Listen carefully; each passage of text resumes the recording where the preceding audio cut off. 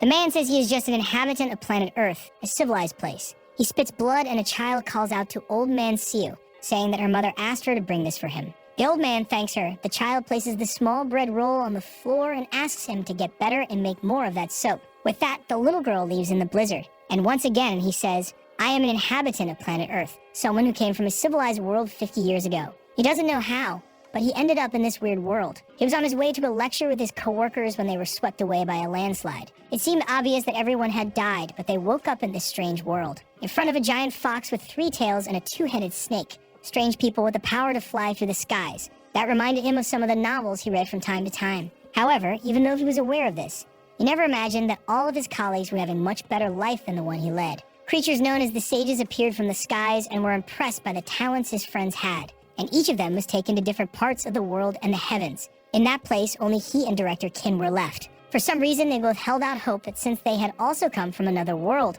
something special would eventually happen to them. However, as time began to pass, they realized, he and Director Kim, that there was nothing special about them. All they could do was manual labor to survive. 6 months later, the director said he couldn't go on living that way. Putting together the little money they earned, he bought a basic martial arts book, the kind that's sold on any street. Strangely, however, in just 3 months, he mastered the book and became a martial arts master. He started to work for the nation and learned more and more advanced martial arts. Before long, he became a powerful warrior known throughout the world, while the protagonist was left behind. To this day, he still wonders, was there something special in store for him? He always believed so, but time passed and nothing happened. And now, after 50 years, he's just an old man who is going to die alone from a cold. He tried his best to survive. He learned the language of this place, how to write, how to earn money. He bought a small plot of land and built his own house. Using his knowledge from Earth, he made things like soap, for example, to sell and make money. This world was much less civilized, and he knew of some concepts that were new there. But the martial world here is competitive. His recipe was quickly stolen, and the guys with much more money invested in a much larger scale production, and he was sort of pushed out of the market. Only in other novels do you invent soap and become a billionaire. Since then, it hasn't been easy to make even enough money to get by. And now there he was, waiting for death after being rejected by this world. He wonders what they expected him to do. He tried his best. So what was the right path? Why was he chosen if he wasn't special? And why did he have to keep on living just to have everything taken from him? At that moment, he no longer even had the energy to keep his eyes open, while thinking that all he wanted was a little more power or perhaps opportunities. And just like that man, he died. However, we can't end everything here. There he is, waking up, looking at his own hand, wondering why he's alive and why he's wearing the same clothes he had on when he arrived from Earth. In front of him are all the people who work with him, nursing headaches, wondering where they are. And that's when it hit him. He had come to this world with the power, yes indeed, the power of regression. Right after that, one of the guys there, who I think is that Kim guy, comments that they were on a trip. So how did they end up there? Obviously, this is the very first day they arrived, right after the accident. Strangely, when they hit the ground, he saw a strange light and opened his eyes there. The problem is this was 50 years ago. It's hard for him to really remember how things worked. Someone is calling for Manager Seo, and while our boy is there wondering what he should do now that he has regressed. In most regression stories, the person abuses their knowledge of the future. However, all he learned was how to make soap, and he doesn't even remember the past because he ended up living for too long. At this, the guy was calling for him shouts, calling for Seo Yun Ryong, and tells him to look over and stop ignoring everyone. Our boy is about to apologize for not turning around, and the guy just punches him in the face out of nowhere. The girls there and the others just stand there with their mouths open, confused. The guy who called him said he's an idiot, that he must have fallen asleep while driving and made everyone fall into that hole. Apparently, the guy has no idea that they actually died, since he says almost everyone died. My friend, let me tell you a little secret. Seo Rian, however, had forgotten. It had been a long time, since anyone had even called him manager. That's why he didn't realize this guy was referring to him. And the guy asks if Manager Seo is trying to lose his job the moment they get back. The protagonist recognizes the guy as Section Chief Jun Myong-hoon, the son of Butterfly, a scumbag who only got the position because he's the son of some director or something like that. 32 years living in pure nepotism and a bastard who always made his life difficult. The guy is there chewing him out, while everyone's asking him to calm down. Seo starts to get up, remembering that on the day he was driving, he really was a bit tired. That's because the bastard John had dumped all of his own work on our boy to handle. Not to mention he wasn't even supposed to be the one driving on this trip. The guys are screaming, everyone trying to calm him down, while Seo's memories are slowly returning. On that day, in the past, something similar happened. He thought he was in the wrong, and just kept apologizing, all hunched over. And that's how he went on living for the next 50 years, always apologizing, lowering his head. Even when bandits robbed him, he would apologize. When the martial artist humiliated him, he apologized. However, after years and years of a life like that, he began to realize something. It's necessary to control your behavior around people you can't handle. However, there are different situations. At this, he calls out to Chief John and says that he knows he's angry, but now wasn't the time to be pointing fingers at each other. That John guy comes over to throw another punch with a lovely comment about his mother. Whoa, and it landed square on his cheek. I thought our boy was going to defend himself. Ah, hold on, he's giving him that stare down, saying that he'll never have to kneel before someone he can actually handle, and he serves one right back to his cheek. Everyone stood with their mouths agape as he moved forward, saying that in his past life he had been beaten by countless martial artists, an uncountable number of times. He lands another direct hit, and he remembers. The bandits were much more aggressive, and he would get beaten up even for just gathering herbs on the mountain. The same thing would happen when he didn't pay his taxes. And now there he is, beating the hell out of the guy. In this violent world, he had managed to gain something that these people, at this moment, did not have. He knew exactly how the human mind worked. The moment you land a punch right in the eye, fear is amplified. After taking a few more, only 2 words instinctively leave the mouth. Right then, John, trembling all over, just utters the famous line, "I'm sorry." The protagonist might not have the mythical talents that those sages from the heavens seek, or the martial prowess necessary to become famous in this world. However, he did have the ability to change his destiny. That fool John is there with his hands on his head, completely subdued, while the others call out to CEO and ask him to calm down a bit, How could he beat up his coworker like that? Our boy immediately plays the normal person card, saying that he accidentally lost his head and offers a sort of apology. Manager Kim says that there's no point in apologizing to them. That John guy might have crossed a line, but he went too far by pummeling the guy like that. Steve knows that of all the people there, the only one who will sort of stick with him is Director Kim, so he kind of agrees with the guy. This man is going to become one of the strongest martial artists as soon as he starts learning. Sogi has to support this guy and stay close to him. Obviously, this was all just his plan for now. He goes over to John and apologizes, saying that he really did overreact. John looks like he wants to say something, but one little glare from him and the guy turns away, crapping his pants. Kim takes a look at the forest there, and says they have to get out of this place and find a village or something of the sort. Siu knows that's the logical thing to do. However, it's a shame that logic doesn't work in this world. This was the world of immortals, where everyone is trying to secure their own immortality, and the only rule that exists in this place is that the strong devour the weak. Anyone in this world with a sword in hand will fight for fame and honor. The name of this forest is the Path of Ascension. Unfortunately, there is no nation, village, or anything nearby. At this, he calls out to Kim and says that the sun will be setting soon, so maybe they should make a camp in a safe place. The man agrees, saying he's right, wants to know, where's their car that was full of supplies? If they could find that, they could survive easily. Our boy already knows it's a shame, but that car will not be found under any circumstances. The problem is they won't believe him if he just says that. He can try to convince these guys that it's impossible to find the car. He has another plan. He says that the best idea for now is to split up. One team looks for the car while the other team sets up camp. That way they secure both opportunities. Since it's a logical decision, everyone ends up agreeing and night falls. Obviously, they didn't find it and they built a campfire. The blue-eyed girl, whose name I still don't know, wants to know where the car is. They were in a landslide. So where did the thing end up? Kim, and everyone else, comments that nobody has a clue. She's asking the wrong person. Everyone there is lost. The group is eating some kind of chestnuts, which are pretty tasty, and C says he found more on the way, so they don't need to worry. At this, the manager praises him, saying that the situation is very difficult, but thanks to him, things aren't getting too complicated. Ever since the company, he knew he was a person they could count on. And now he remembers that he was probably very tired since John had dumped all of his work on the boy. The other girl with the yellow eyes says that the manager has indeed always been very diligent. The little devils are all laying on the praise, right? It's a shame he already knows these wretches are all going to abandon him. In his past life, Siu only found this cave after hours and hours of walking in the dead of night. And now he says that it was by luck that he found this place, while thinking that he has to take advantage of this short moment because this is the last night they'll be able to laugh like this. A short time later, under the moonlight, he's trembling as he says he welcomes the Lord of the Forest. A three-tailed fox in front of him says that the boy has a very strange smell for a human, has lived for over 1,000 years, and has never smelled anything like it. At this, the people who are waking up in the cave come outside, and they all get a fright too. In his memory, Siu tells everyone to kneel and respect the Lord of the Forest. At this, the fox says that every time it meets a human, it remembers why they are idiotic and rude. It would have already torn off everyone's limbs, but it seems one of them knew how to respect the forest, and that's why they would be forgiven. However, with that said, they were in the territory of the Lord of the Forest and would have to pay the price. So one of them would have to offer an arm to stay there. Siu remembers in his past life, no one knew what to do when this creature appeared, and they started screaming in desperation. The fox then took all of everyone's limbs. Damn man, they were left half dead. At least this time, the fox seemed to be appreciating the way he acted. The creature, however, licking its lips, wants to know who is going to give an arm. Siu had already seen everyone lose all their limbs in his past life, so this wasn't such a big deal. A single arm from one person was a small price. Besides, those guys would arrive suddenly and heal everyone. That's how they survived. Not to mention, knowing that something like this could happen, he had even prepared an herb that helps reduce the pain. And at this, with sheer guts, he says he'll offer his arm. Everyone is startled, and the fox doesn't hesitate for a second.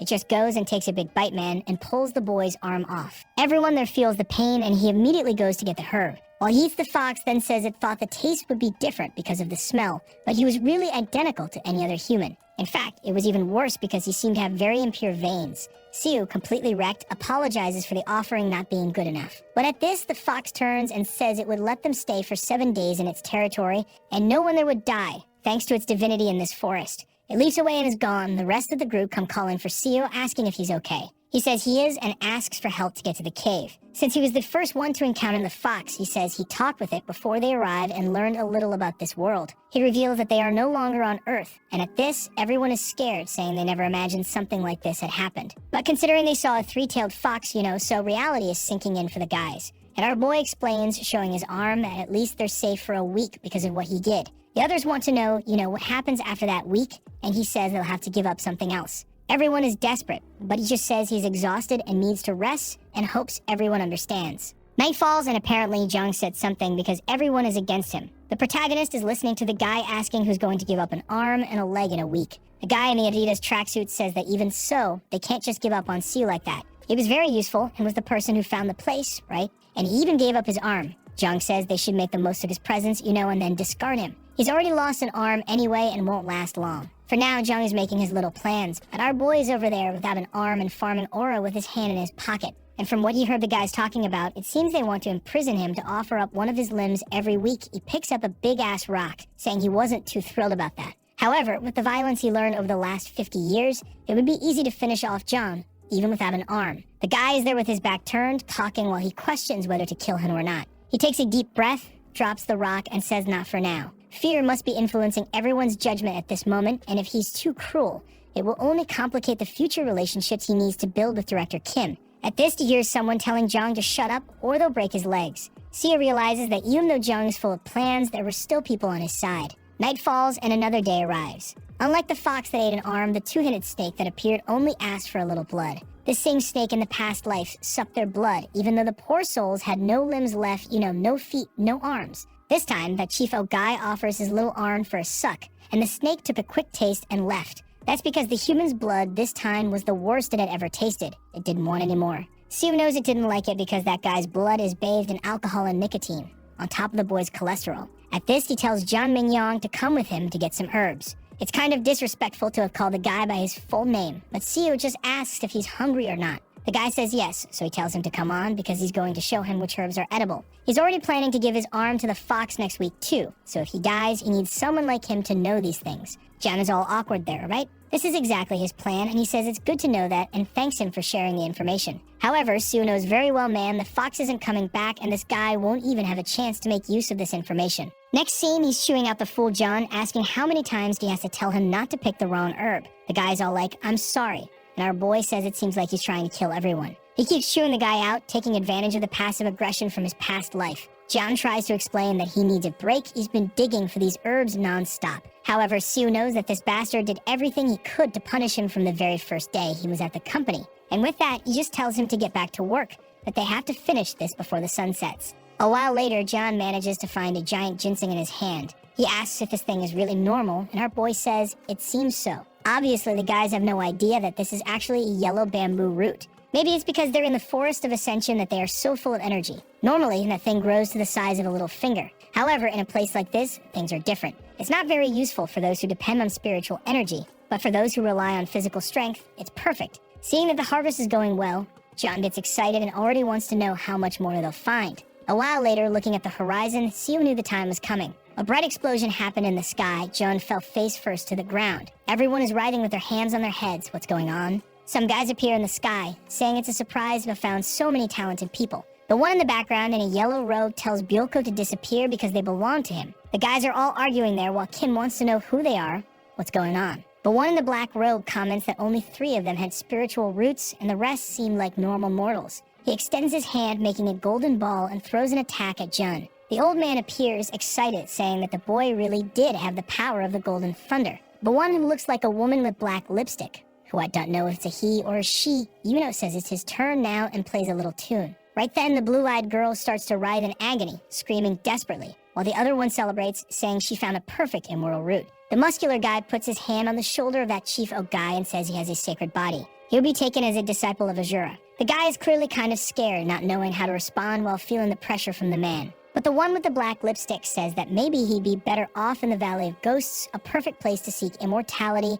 and dominate the heavens. They all seem to be arguing over who gets to keep Chief O, while Kim is kind of confused by everything that's happening. Suddenly, the guy in the golden robe pulls out a small pot and sucks Jun inside, saying that humans are too indecisive and he will take him to the path of ascension regardless. The muscular man sees that our boy lost his arm to the fox and says that he really is very brave. He might just be a regular mortal, but he really was quite a boy. Siu thanks him, but at this, the guys are already leaving, saying their work there is done. They should take advantage of the fact that this forest would be safe for 10 years since they passed through. Kim, desperate, tries to say that they need help because they don't even know how to get out of this place, but the guys have already left. Siva knows in his past life he shouted and shouted but was ignored like an insect, so it's not even worth it. At least just as everyone's bodies were restored in the past life, in this one he got his arm back. Kim, however, wants to know what they are going to do to survive in a forest like this. Strangely, a bunch of stars seems to be heading in a certain direction, and he wonders why. The next day, inside the cave, the girl is suffering, spitting blood. The other one there in the green clothes already realized that these girls must not be important,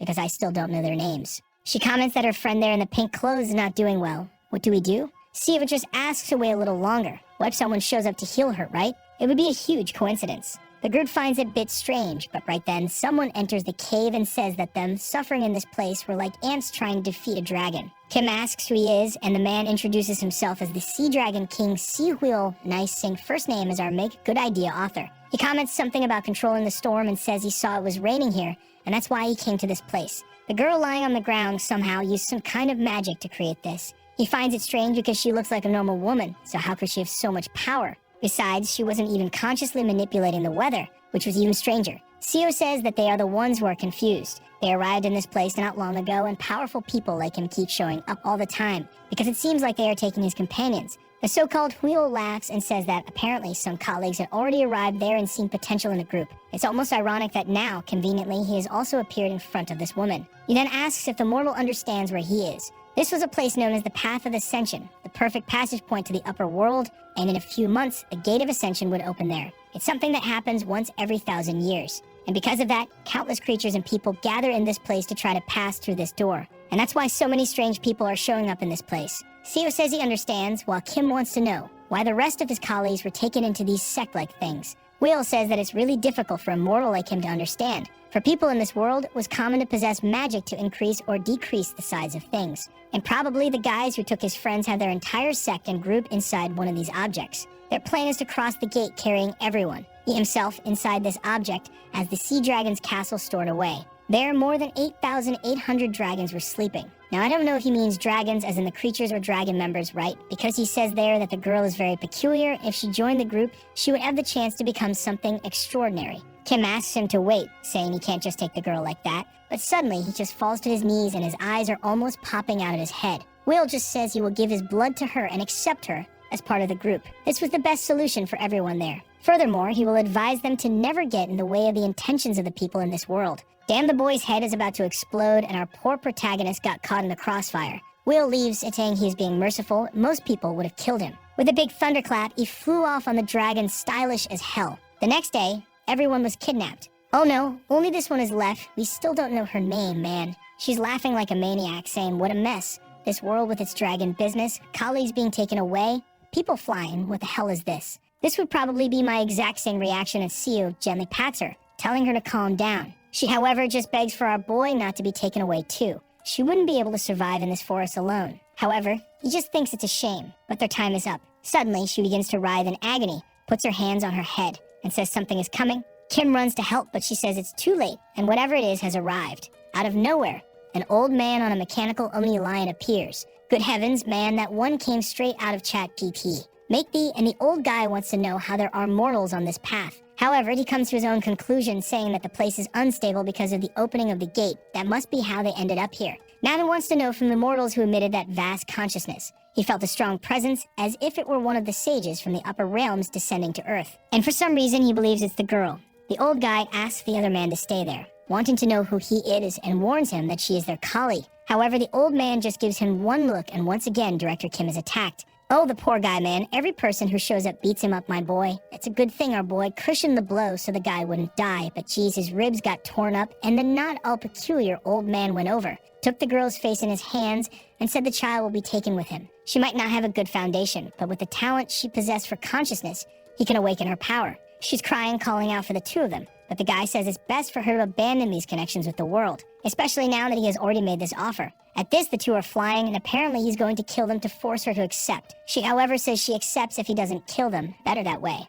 The old man says it's good for her to forget all the connections she has with the world, and she says that's fine. He lets the two of them go, but then suddenly aims in their direction, saying that if he leaves them alive, she will remain connected forever. Ah, phew. He opened a portal there for them to return to a nearby city. Humble, right? The other guys who came didn't even do that much for the boys. Well, it's true they didn't have much of a choice either, because in reality, they were just sucked into that thing. And through the strange old man's little ring, they could only hear the girl calling for them. But goodbye. The two of them wake up in the middle of an abandoned place, hearing people selling scriptures, selling cloth in a place called Yangak. See opens his eyes there in the alley, wondering where exactly he is. Ah, in his past life, he didn't fall into this place, so unfortunately, he doesn't know it. Apparently, that old man told the truth. He threw them into a random place. However, for some reason, he still felt as if it were a little familiar. Shielding his eyes from the sun, he finally recognizes the place where he had once lived for a while. The famous capital of Wanga, the city of Sukkyum. From what I've understood so far, our boy has no powers at all, except for the fact that he can regress. So it's the competition of the talented against the boy who goes back in time. A short time later, they're still in the alley talking, and the old guy says he can't take it anymore. He's going crazy. Sue comments that he feels the same way and wish he could wake up as if it were all a dream. The poor old guy scratches his little hair and says that now they're screwed. Only the two of them are left. At least maybe he should be relieved, right? That they weren't taken by those monsters. Stu, however, doesn't think the same way. He may have gone back to the past, but he remembers that following this path, he was nothing more than an herb collector who got beaten up every day. He then says that whatever the future holds, they can't just stand still in this alley forever, so at least they have to get out of there. The city is vast, but Kim doesn't understand anything these guys are saying. It seems like everyone is commenting about them, since they're kind of being stared at, but he has no idea what about. At this, Sue says they're commenting that the clothes they're wearing are funny. Ah, everyone around is speaking Chinese, but the two of them are Korean. So the guy is a bit confused, but Sue says he learned Chinese when he was younger. The old man, however, seeing the boy's torn up back, is more worried about that than the fact that he speaks two languages.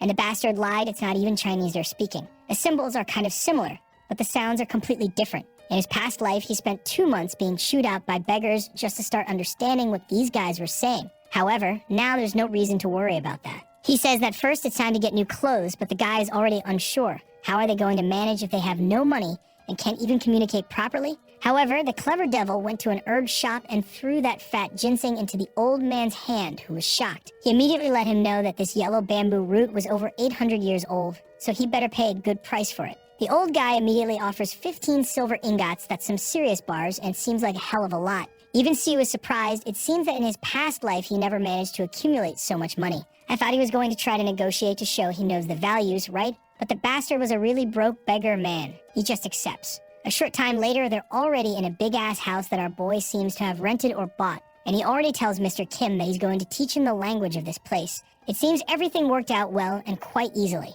However, that right there is the power of money. The problem is that to get this house, plus fake identities for both of them and clothes, he spent almost everything. He's left with one little silver ingot, and the director can't help but notice that the boy's back is still bloody. Good heavens, go take care of that. It's going to get infected, and you'll have to reincarnate again. At this, Kim says he's going to stop calling our boy manager, and that from now on, he'll be Sue Yun. A little later, he explains that the reason they got all this money was because of those herbs. The problem is, they're going to run out of money when the herbs run out. So the first and most important thing is to find a way to earn money consistently. Mr. Kim already thinks they can sell the rest, save up some money, and start a business. Sue knows that this guy used to manage a relatively large company, so it's not a bad strategy. It'll allow them to live. But just living is no longer enough for him. He went back in time, and in this life, he's going to dream big. He knows that besides that, Mr. Kim is a martial genius. By reading some cheap, random street books, he managed to become a master in a few months. A short time later, he got some more advanced techniques and became one of the greatest masters in this world. But what if this guy learned the advanced techniques right from the start?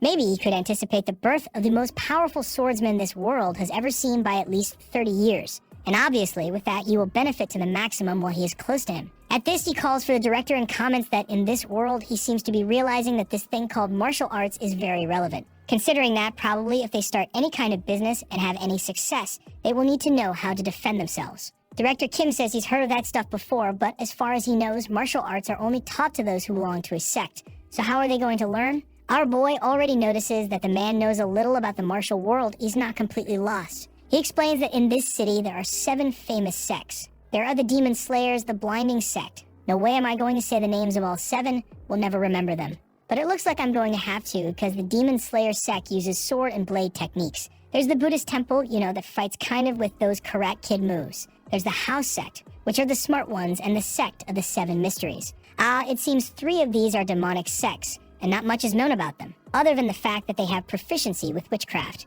And obviously, they do a lot of illegal things. He asks which of these Kim seems to like the most. Gu replies that he likes, obviously, the Demon Slayer sect. A true master in a place like this has to use a sword and learn blade techniques. Kim is impressed. He didn't even need to convince this guy to follow the exact same path he took in his other life. Kim wants to know, however, how does he already know all this? Our boy says that when he was negotiating and getting the identities, he overheard some guys talking. And man, our first time skip happened. 3 months. In front of the sect, the guys ask what they're doing there. Our dear Seo there on the left and says he brought his older brother, who is interested in learning martial arts. The Rock in a Goku outfit doesn't seem very excited about it. However, he sees from their clothes that the guys must have a good amount of money and they're in need of it. Even so, he apologizes and says that learning martial arts at this age would be almost impossible. Our dear Seo insists, asking to at least see someone from the higher ranks, already slipping him a coin. A while later, already inside the sect, someone wants to know if they really just want to learn for self-defense. Our boy brought a feast of silver ingots and says yes,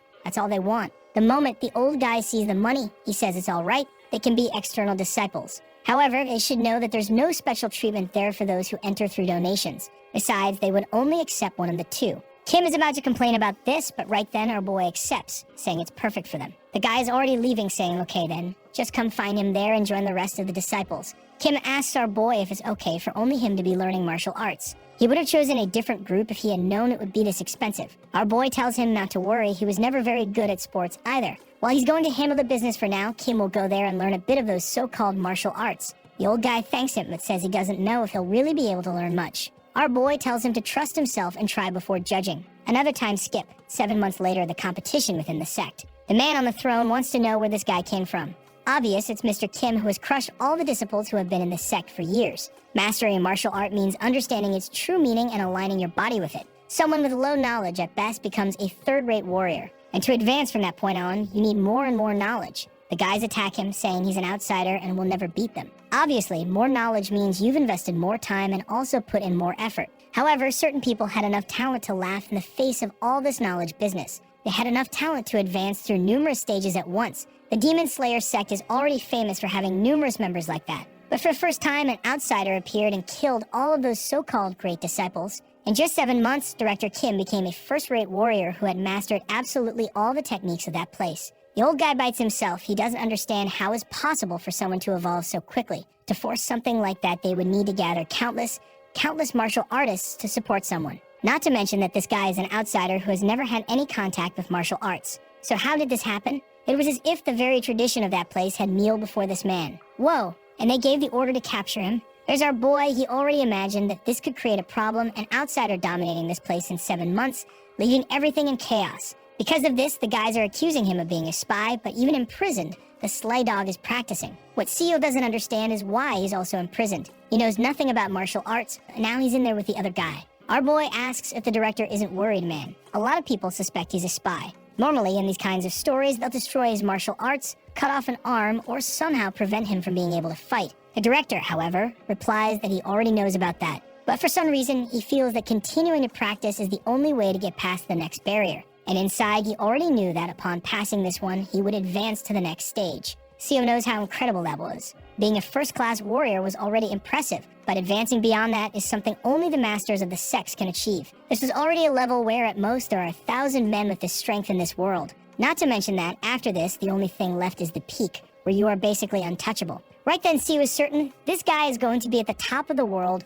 not 30 years earlier than he imagined, but about 40 years faster. 7 days later, there's Manager Kim with little flowers flying around him, absorbing energy, as Seo already knows that this is the key that only appears in martial artists nearing the peak. At this, Kim stands up, announcing that he has crossed the barrier and now he's no longer afraid of this sect's leader. Our boy praises him, says his talent exceeds what he expected. The old guy says he's also impressed with himself. He didn't imagine he had this kind of talent. Maybe it was because when he was a child, he read countless martial stories. Right at that moment, some guys rush in, announcing that the time has come. They had received orders from the leader to destroy his energy core. That's because they are now certain he's a damned member of the demonic sect. Kim gives them a look, and our boy, tries to calm everyone down, saying he already confessed that no one there is a spy. The guy just tells him to shut up and punches him in the face, warning that he's already heard them talking in that coded language and is sure they are not honest people. However, at this, Kim has already drawn his sword and slash, his hand is cut. The cut was so precise that he didn't sever the hand, but he disarmed the guy. And the bald guy warns that he's already made it clear this was his first sect. The Rock Goku comes to slash with his sword, but in a few seconds, everyone had received the same little tap on the hand and dropped their swords.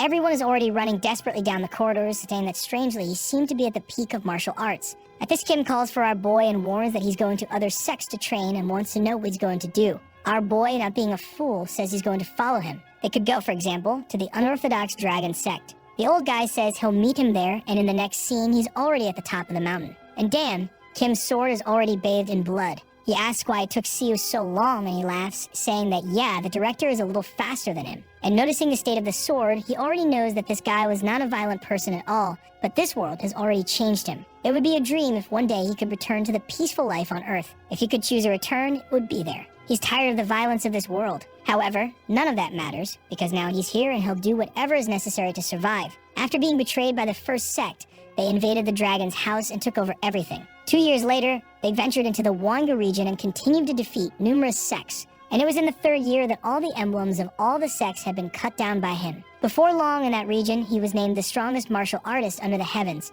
and he used this fame of his to unite the sects and form an alliance. Man, 7 years later, we're moving along here, huh? He and the director were as close as brothers, ignoring the age difference between them. They even managed to work on a specific martial art for our boy. Mr. Kim hands him the book and says the name of the technique is the Mountain Cutter. He had made this with our boy's talent in mind and is sure he can reach the peak. Siu seems impressed that technique was really above any other he had ever seen. The only problem is obviously the expected one. He had absolutely no talent. He was learning from the most powerful martial artist under the heavens, who created a martial art specifically for him and only him. And even so, he barely managed to become a third-rate warrior after a whole year of practicing. At this, he says that maybe there's no way.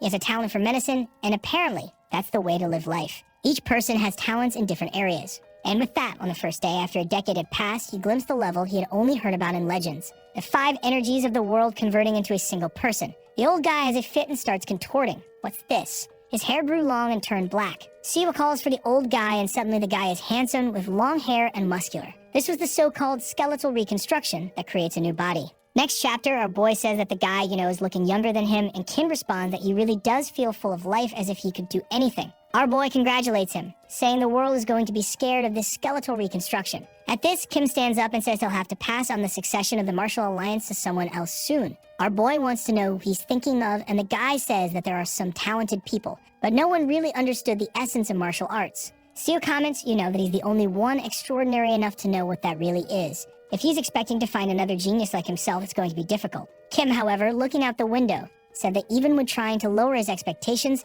there was no one who was worthy. And we jumped forward another 15 years. It's been 35 years since our boy began his life on the path of ascension, and now he's already 65 years old man. He's curious to know what Kim is doing. A year after the skeletal reconstruction, he passed on the position of leader to someone else and left. He wanted to be able to retire with that guy, but he had to stay in this place to take care of the strategic part of the alliance. Kim said he'd like to travel through this world much more. Maybe that's why he couldn't come to our boy's retirement ceremony. He's walking through the garden saying that this place is too silent and quiet. He bought this beautiful mansion with the money he got from his retirement. The only downside is that it was too big, and he was all alone. At this, there's someone there in the middle of the bushes, and when he takes a look, it was Kim. I'm still not used to him with long hair. Our boy wants to know where he's been and why he's only showing up now. However, he just falls back onto the grass and calls out for Seo, and he tells him that he really believed he was blessed in martial arts. Our boy says that of course he was. If he's not a genius, who would be? His friend replies that yes, in this world of common mortals, he really was not ordinary. The protagonist laughs, of course he wasn't ordinary.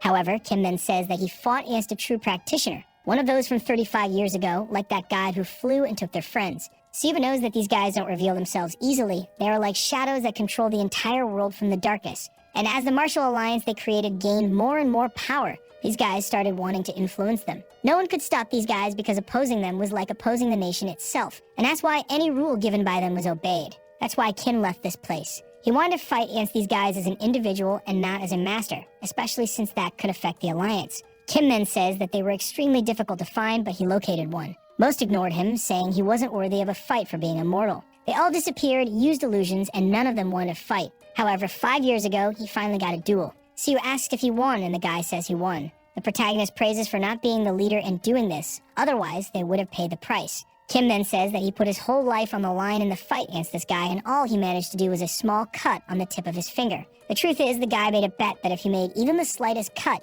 he would theoretically win, so that's kind of how he was considered the winner. Steele right then says this guy must have been one of the top 10 strongest, something like that. However, unfortunately, that wasn't the case, man. He was actually at the stage of one of the weakest. In comparison to mortal martial artists, this guy was basically like someone who just entered the second stage, extremely basic. Siu says that's impossible.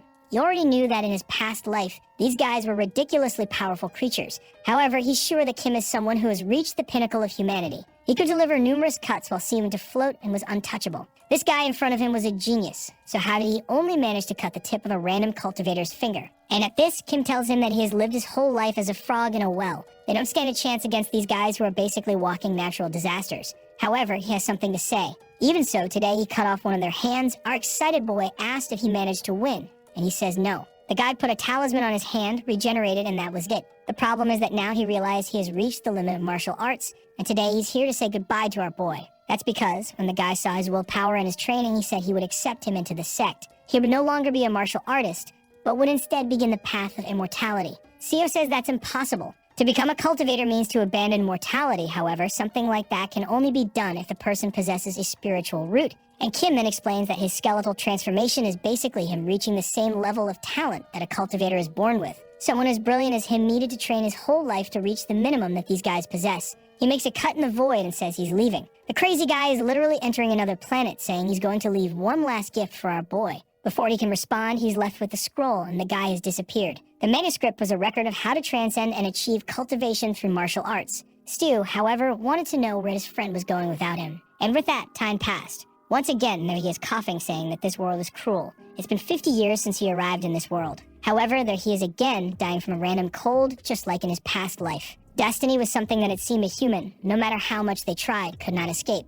In the end, the only thing that changed was the house and the clothes, but he died on the exact same day. At this, he is sure he lived life to the fullest. He didn't want to have any regrets like in his past life, so he kept himself as busy as possible, studied as much as possible, practiced as much as possible, and never even bothered with marriage or normal things. It was because of this that he managed to unite all the martial sects in the region. He achieved fame, wealth, and everything the mortal world had to offer. So why now, at this moment, did he have a feeling of emptiness? Could it be that if he and Kim had tried even harder, they would have reached the heavens? Unfortunately, his body will not find that answer. All he could feel was a deep sense of powerlessness. Truly, it was another life of disappointments. This marked the end of the second regression and the arrival of Valika. And you remember that the last chapter ended at the moment he died in the second regression. However, it's not surprising he woke up in the same forest, the path of ascension, and his body was full of energy. In other words, his regression wasn't just a one-life thing. At that moment, that bastard with brown hair shows up and slaps him again, calling him a son of a... However, this time, Siu easily dodges. The guy is trying to hit something no matter what, but Siu is just wondering, why did I regress? I have a new body, yet I'm full of energy. Clearly, a new opportunity should be something good. But what happened to the things I built over the last 50 years? Myonhan keeps cursing, saying he's a bastard who almost killed everyone and still has the nerve to dodge like that. However, Siu just keeps staring, wondering if this was really something good. And soon he says no. In fact, this power he received was more of a curse, one that denied him the meaning of life. Of course, some regressions would be wonderful, and he would be grateful for that opportunity, but what if he gets stuck in this forever? He would be trapped in the wheel of fate, forced to suffer until the end of time. Not to mention that he no longer knows anyone from the people he met in his past life. That's because in front of him now are completely different beings who, no matter how much they share the same appearance, are not the same as before. Even Yang Hun, whom he considered his own brother. That guy no longer exists in this world because the Yang Hun who was his friend went through countless experiences that shaped him. With that, he tells Jin to calm down and asks what getting angry like that will help. The dude is saying he's a shameless son of a... However, Siu just reveals that it was Mai Anghan who should have been driving. But the protagonist was forced to drive even after having a bad night's sleep, since that damn Mai Anghan also dumped a bunch of work on him. Besides, who could dodge an avalanche on a narrow street? It would be good for him to stop pointing fingers and start thinking about what they can do. The fool is there exhausted and panting, unable to argue anything. And in that, the protagonist calls for the director and says he will look for a place for them to stay before the sun sets. Everyone was supposed to go look for the car or a way out of the forest. When it starts to get dark, he will light the campfire and everyone should head in that direction. Night falls and the protagonist wonders if it's worth connecting with these people in some way. As always, he will be alone in the end. Already in the cave, the campfire has been lit and everyone is sleeping on the ground. Siu is now afraid of this so-called eternal regression. In any case, the only thing that could give meaning to his life would be for this ability to be removed. Maybe he would disappear if he returned to Earth, realizing how he always comes back to this moment before the path of ascension.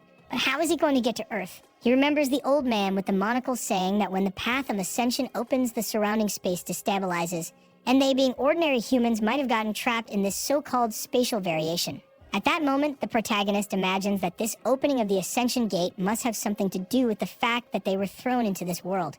Maybe there's a way to use this to make him return. The problem is at first he had to get stronger since as an ordinary human, he couldn't achieve anything and force something to happen. He needed to become as powerful as Yang Huan became in his past life. With a longer lifespan and able to experience more things, maybe he could research how to access this so-called path. The goal has now become clearer. He had to get stronger to access this path of ascension. The next morning, he's eating that same root from before to strengthen himself. However, now that he knows how to use energy from plants, he can concentrate in his core something that would have been impossible in his past life. He starts practicing the Dragon Vein technique, which was the technique Yang Huan did for him, and with that he begins to break the energy blockages in his body. The only downside is that his body is still full of stress and jump from his past life and the foods from Earth. After a while, he is kind of sanding one of the woods and seems to be making a spear. He starts practicing the cuts and realizes that he is worse than before. This is because at the end of his life, he stopped practicing since he was old and now his skills are poor. However, a glance at the tree, a whip with the wood, and he makes a cut. Even though his skills were mediocre, growing them now would just be a matter of time as he remembers a lot. However, Manager Kim sees this right away and wants to know how he did something like that. How did he make a cut with a twig and slice a tree? Sue gives a curious look while thinking that the guy who will help him become powerful has finally arrived. He then asks if Director Kim wants to learn. The damn bald man finds nothing suspicious and just says yes. But buddy, you just came from Earth. You should find it strange that this kid is tearing apart a tree. However, the scene shifts to the same old thing. The fox approaches, saying that humans are disgusting and are bold to be in her forest. Sue has lived so long that he even forgot this damn thing would show up. In his first and second lives, all he could do was take the bite, blood gushing, and the fox taking his arm. He blocked some points just to lose less blood and feel less pain, but there was nothing he could do. The people ask where he is going, but the protagonist walks calmly towards the fox, knowing that in this third regression he was also weak. The truth is that in his second life, he swore he would reach the level of convergence of the 5 energies. However, even after hundreds of years training with the most powerful martial artists, he barely managed to reach the first level. The truth is that his martial talent is irrelevant compared to the people around. Wow, he tears off his own arm, helping everyone, and says that no matter how he is, no matter how weak he is, and that it would take a millennium or 10,000 years, he would not give up. The fox licks her lips and says he is interesting, a human who knows his place and knows how to sacrifice himself. Since it was like this, she would try what he is offering. Sue stares, thinking he will keep giving this arm until eventually the day comes when he will be stronger than her. As always, after eating the arm, the fox left them there. Without caring about the rest of the team, he continued practicing in the forest. The only moment he stopped training was when the zero gravity came and took his friends. As soon as they left, he went back to practicing without eating or resting. He only finally stopped on the 4th day, where he presents himself as an inferior mortal and says he wanted to ask something to the sea dragon. The so-called Huil, who is the horned one, wants to know why he is curious. Sue then says that the girl he is taking had her spiritual root trapped, meaning she wouldn't be able to practice. Not to mention that being a mere mortal, she would live for at most 100 years. So why was he taking her? The horned one replies that he is informed too much for a mortal, but he doesn't have to worry. When she accepts his blood, she will awaken a spiritual root and receive talents. At that moment, Sue gets excited and asks if he could also receive an opportunity like that. They were all from the same lands, and maybe they have some special power he might be interested in. Huil, however, just smiles and tells him to listen. At that moment, Sue feels some pain in his chest, and the guy says it's good for him to know this to stay alive. He should never demand or ask for anything from someone like him. He has lived countless millennia and understands things he has no idea about. However, he was lucky that he is one of the kindest. Any other at his level would be more than willing to kill simply for making eye contact. With that, the guy disappears in the thunder and leaves surfing on the dragon. Meanwhile, poor Kim is there, not understanding anything that happened. The next day, the other friend would be taken. The protagonist asked a similar question. Kim Yim didn't have a spiritual root, so why could she become a disciple of the old man? The old man shows a pill and says this item allowed anyone to reach their spiritual instincts. Even a mere mortal could have the opportunity to become powerful if they consumed this item. This was all great information for Seo because now he knew there was a path beyond simple practice to become more powerful. And in this, the old man tells that it is possible for a mortal to train in martial arts and gain the root of the 5 elements. However, this was a long path and the result was quite mediocre. The truth is that what you gained with the pill was much better and much faster. This opens the portal for him and says that it's enough. He has nothing to resolve with either of them, and they were to disappear. The work friend shouts for both of them, but the protagonist opens his eyes atop a tree. From afar, he can see the southern side of the Yango region. Just like in his past life, it seems he and Kin would spend some time navigating this region. However, our protagonist challenged countless people from all over this world, so he knows most of the paths like the back of his hand. With that, he woke the director and took him to the nearest city. He explained the whole situation, and obviously, the guy was confused. But little by little, he began to accept reality. Soon after, they arrived in the city of Robeok, where they sold those ascension herbs, but only bought a small house. The protagonist taught Kim the language of that world, the mountain destruction technique he created in his second regression, modifying an older technique. All this to better suit Kim's own abilities. However, after practicing just a little, Sue was already thinking about how demotivating this was. Kim reached the level of 3 flowers in 3 months of learning martial arts, while he, who had practiced for 2 whole lives, barely reached the first level. Kim stands up all excited and says he thinks he can now beat Seo. The protagonist smiles, thinking that this is really not the same Yano he considered a brother in his past life. This guy was mentally hundreds of times younger than him. The truth is that, at this moment, Seo is almost like a great-great-grandfather to director Kim. In this life, you won't be able to keep up with this guy. Pataki hands over the book and says that from this moment on, they will live separate lives. Kim finds it a bit confusing and wants to know what Seo is saying. Did he do something wrong? What is the reason for them to separate? The reason for the protagonist is that in the first regression, Yano became the leader of the Martial Alliance and lost to those guys in the end. And in the second regression, the truth is that things weren't that different. He created more advanced techniques, practiced even more, and basically reached the limit of martial arts. However, he was unable to defeat those guys with martial arts and ended up abandoning them to focus on cultivation. He knows the same thing will happen to Yonho if he stays close to him his whole life. And to avoid seeing his face of despair again, he then says that in this life, he will walk these lands to improve his own skills. Kim, however, wants to know how he will live without Yonho nearby. The protagonist says that the martial skills he already possesses should be more than enough for him to strengthen himself. He already knows how to communicate, write, and fight. He was a martial artist at a martial peak, so he didn't have to worry about anything. Kim says he understands, but he didn't want to disconnect from the only person he knows from his homeland. Seo says he understands and then makes a promise. Every 2 years on this exact day, they would meet in this house. And with that, after convincing the director, he left. Blue sky and a guy holding a spear tells him to stay right there and asks what brings him to the Hall of the Eight Respected. Seo says he came to ask for a duel, but the guy bursts out laughing, saying that no one can just walk in here and call for a duel like that. However, in that moment, Seo attacks him with the sword, and in the same second, the guy's spear tears apart. Then he asks the guy if he looked like just anyone. Seo swears that in this life, he will do everything possible to become stronger. The protagonist is starting to farm that aura. In the first life, he went hungry, in the second, went hungry again. But in this one, he will probably go hungry again, but at least he will humiliate some guys along the way. As they approach the hall, the young girl from Ho says that the leader is waiting for him. Let's go through the little corridor, and we arrive in front of the boss, and everyone stares around. The old man laughs and says he was wondering who the visitor was that seemed to be a first-degree martial artist. He never imagined it would be a young man like him. The protagonist only does. He presents himself and pays his respects to the leaders of the hall.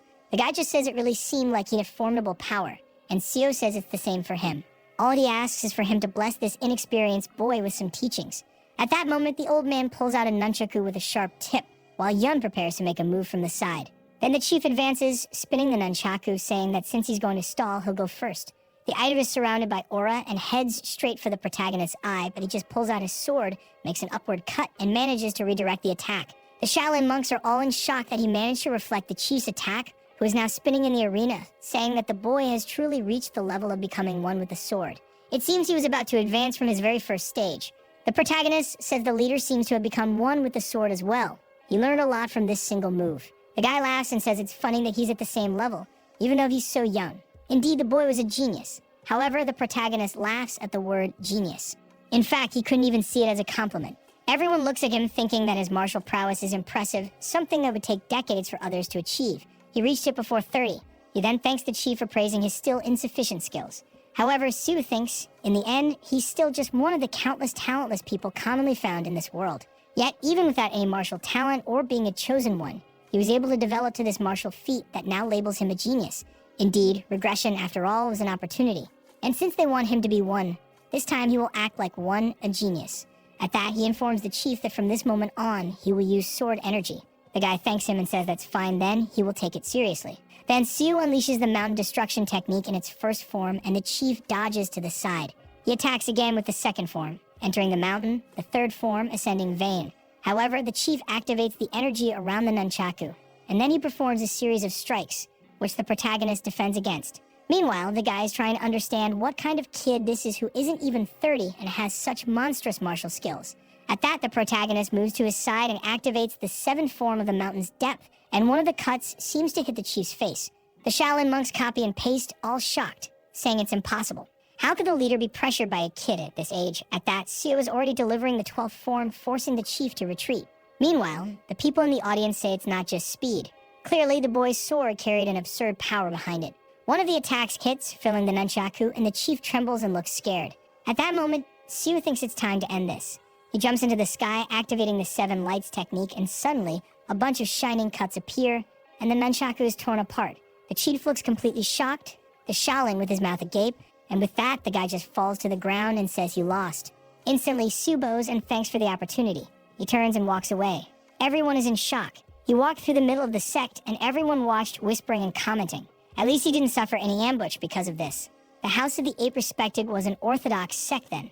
They followed traditional methods and the moral code. Obviously, Sue, however, wants to go to the unorthodox sects, basically the outlaws.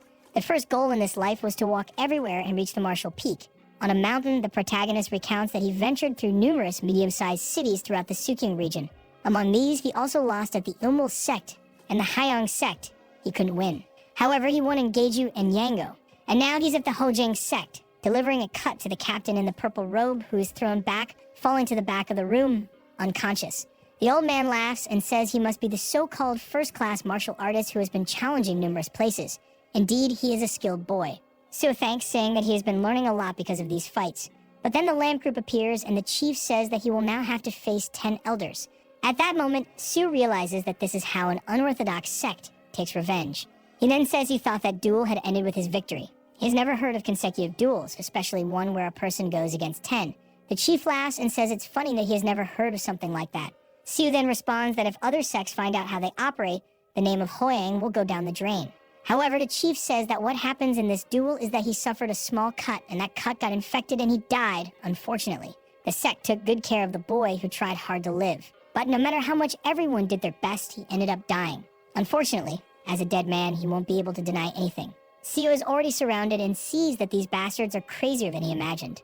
The chief once again says that his death here will allow their reputation to remain intact.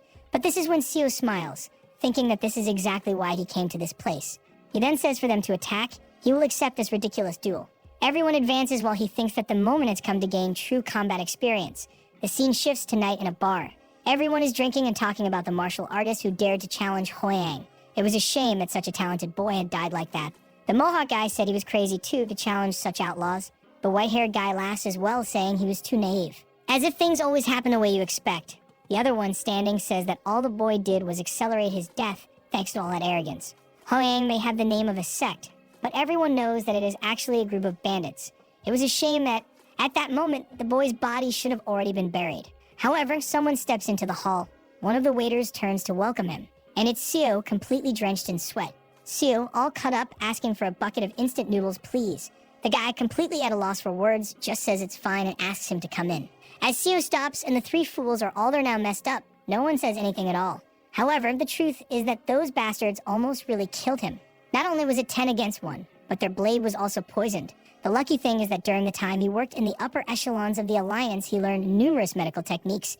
If he hadn't taken a healing pill at that moment, he would have really died in that room. And as soon as he killed the 10 elders, the old man shouted for everyone to kill him now, no matter the cost. At that, all the Alliance members advanced in battle formation. In the end, to survive, Sue had to fight like an animal. But there he is, alive and calm in the bar, right after he stabbed the leader in the chest. He didn't kill everyone in the room, but he cut their tendons. In other words, no one will be able to come back for revenge, as they will all be crippled for the rest of their lives. At this, he notices that the Rachi was shaking a lot. He took so many stimulants that it was impossible to relax at that moment. Probably, with the amount he took, he won't even be able to sleep for the next few days. Maybe it was the perfect moment to challenge an orthodox sect. He finished eating, grabbed the sword, and walked out. At that, the legend began to be told. Immediately after his victory against the Homiang sect, the young martial master ate a bowl of instant noodles and continued his journey. That insane event began to spread his name throughout the people, and a certain rumor began to spread through Seogi. Shortly after, people started calling him by his new martial title, the Spirit of Infinite Fight, Seo Yo-hyun. His name has swag, the Spirit of Infinite Fight. He goes around fighting. Okay. I respect that. The protagonist knows he doesn't have that much talent. His goal is to reach the martial peak and as far as possible. That's why he needs to keep fighting and fighting, constantly challenging the limits between life and death. For an ordinary man like him to break through that wall of talent, he would have to be a madman. Those without any potential were forced to embrace insanity. It was the only way a talentless man like him could achieve the power of a genius, and so he traveled to countless regions of Yango, fighting dozens of duels every day against both orthodox and unorthodox sects. 5 years passed. An explosion occurred in the middle of the courtyard. The protagonist jumped, activating once again the mountain-destroying technique. At that moment, his ki was moving in a fluid manner, yet at the same time, extremely destructive.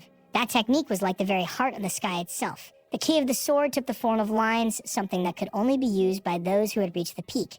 Just trying to form that for a brief moment left his mind utterly exhausted. However, if he couldn't achieve this, there was no way to reach his dreams. At that moment, a guy came from behind delivering a sword strike. Sue turned around, managed to defend the attack, the energy dissipated on the blade, and the whole place exploded. The poor guy was thrown against the wall, realizing that the ki of the sword he struggled to maintain had been destroyed in a single attack.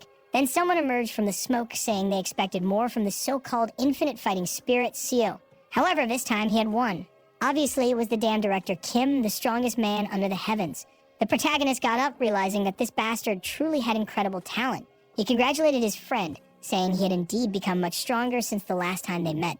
Sue noticed that the bastard had already undergone skeletal reconstruction in 5 years. Looking at his hand, he wondered what he had been doing all this time. He was still the same first-degree martial artist. Truly, the lack of talent revealed the worst in people.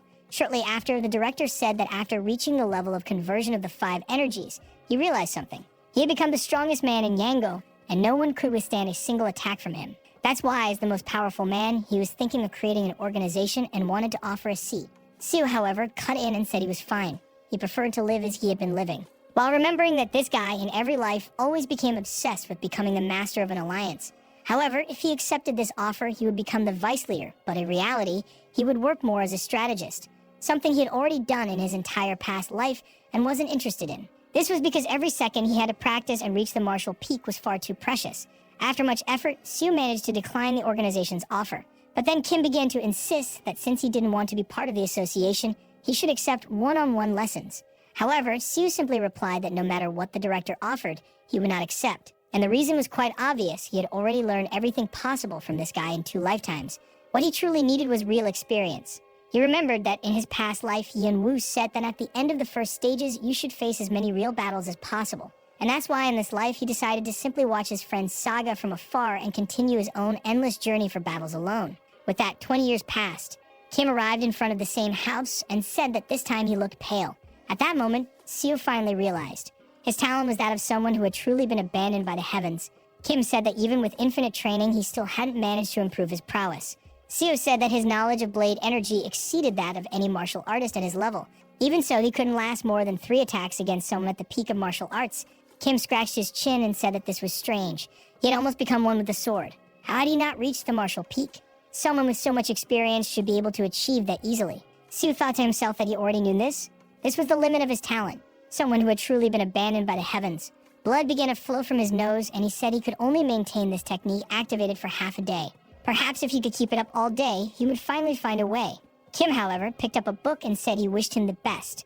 This was all he had learned fighting against a cultivator for a short period. He did what he could to maintain his physical form. He managed to withstand a few moves and escaped in the end by a narrow margin. Sue noticed the thickness of the book. It was really as dense as many of the techniques they learned, and he questions whether just escaping from this person really provided that much knowledge. Kim says they were walking natural disasters, and obviously, you need a deep understanding to escape the force of nature. Sue thanks him and says he will preserve this and pass it on to the next generation. Sue then says he will go out in search of another fight like this.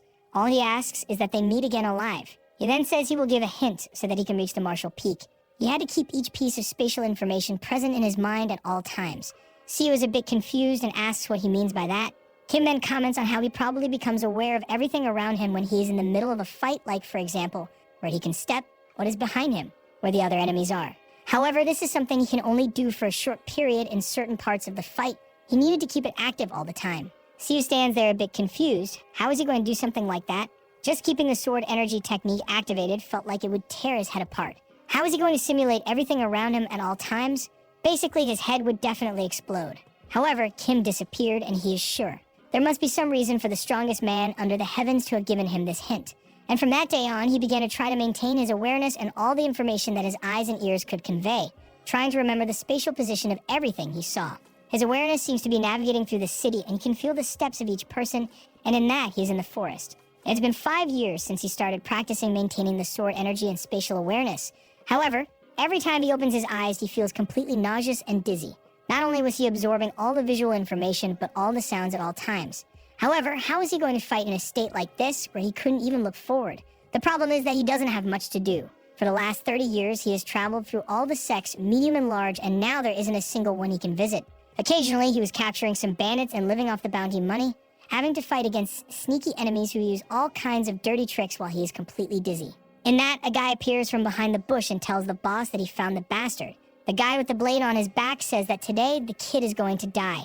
However, Siu just prepares himself, saying that even if he dies, he will continue down this path. With that 15 years passed, surprised, he says he really survived. Kim, with his face all cut up, says yes. Once again, he came out alive. It has been 45 years since he returned. Finally, he reached the stage where he is proficient in remembering and processing not only what he hears and sees, but even what he touches, tastes, and smells, all at an advanced level. Yet, even so, he couldn't reach the peak of a martial artist. He furrows his brow, wondering how that is possible. At that moment, Kim says that now he's being hunted by cultivators, and it seems they are even paying money to whoever kills him. 2 have already tried to set a trap, and he barely escaped. At least this time, he managed to leave a cut on one of their faces. Siu, with his head down, says that apparently he received great knowledge once again. However, Kim says that, in fact, it is not that. He just realized that it is impossible to face a cultivator at the formation stage. If he simply doesn't escape as fast as possible, he will end up as a corpse in the same instant. That is why lately he has been realizing that perhaps this idea of the 5 converging energies is the limit of a martial artist, and perhaps the very author of the techniques he has been practicing must have reached the same conclusion as him. No matter what a mortal like him does, he will never have a chance to defeat a cultivator. At that moment, Siu saw himself in Kim.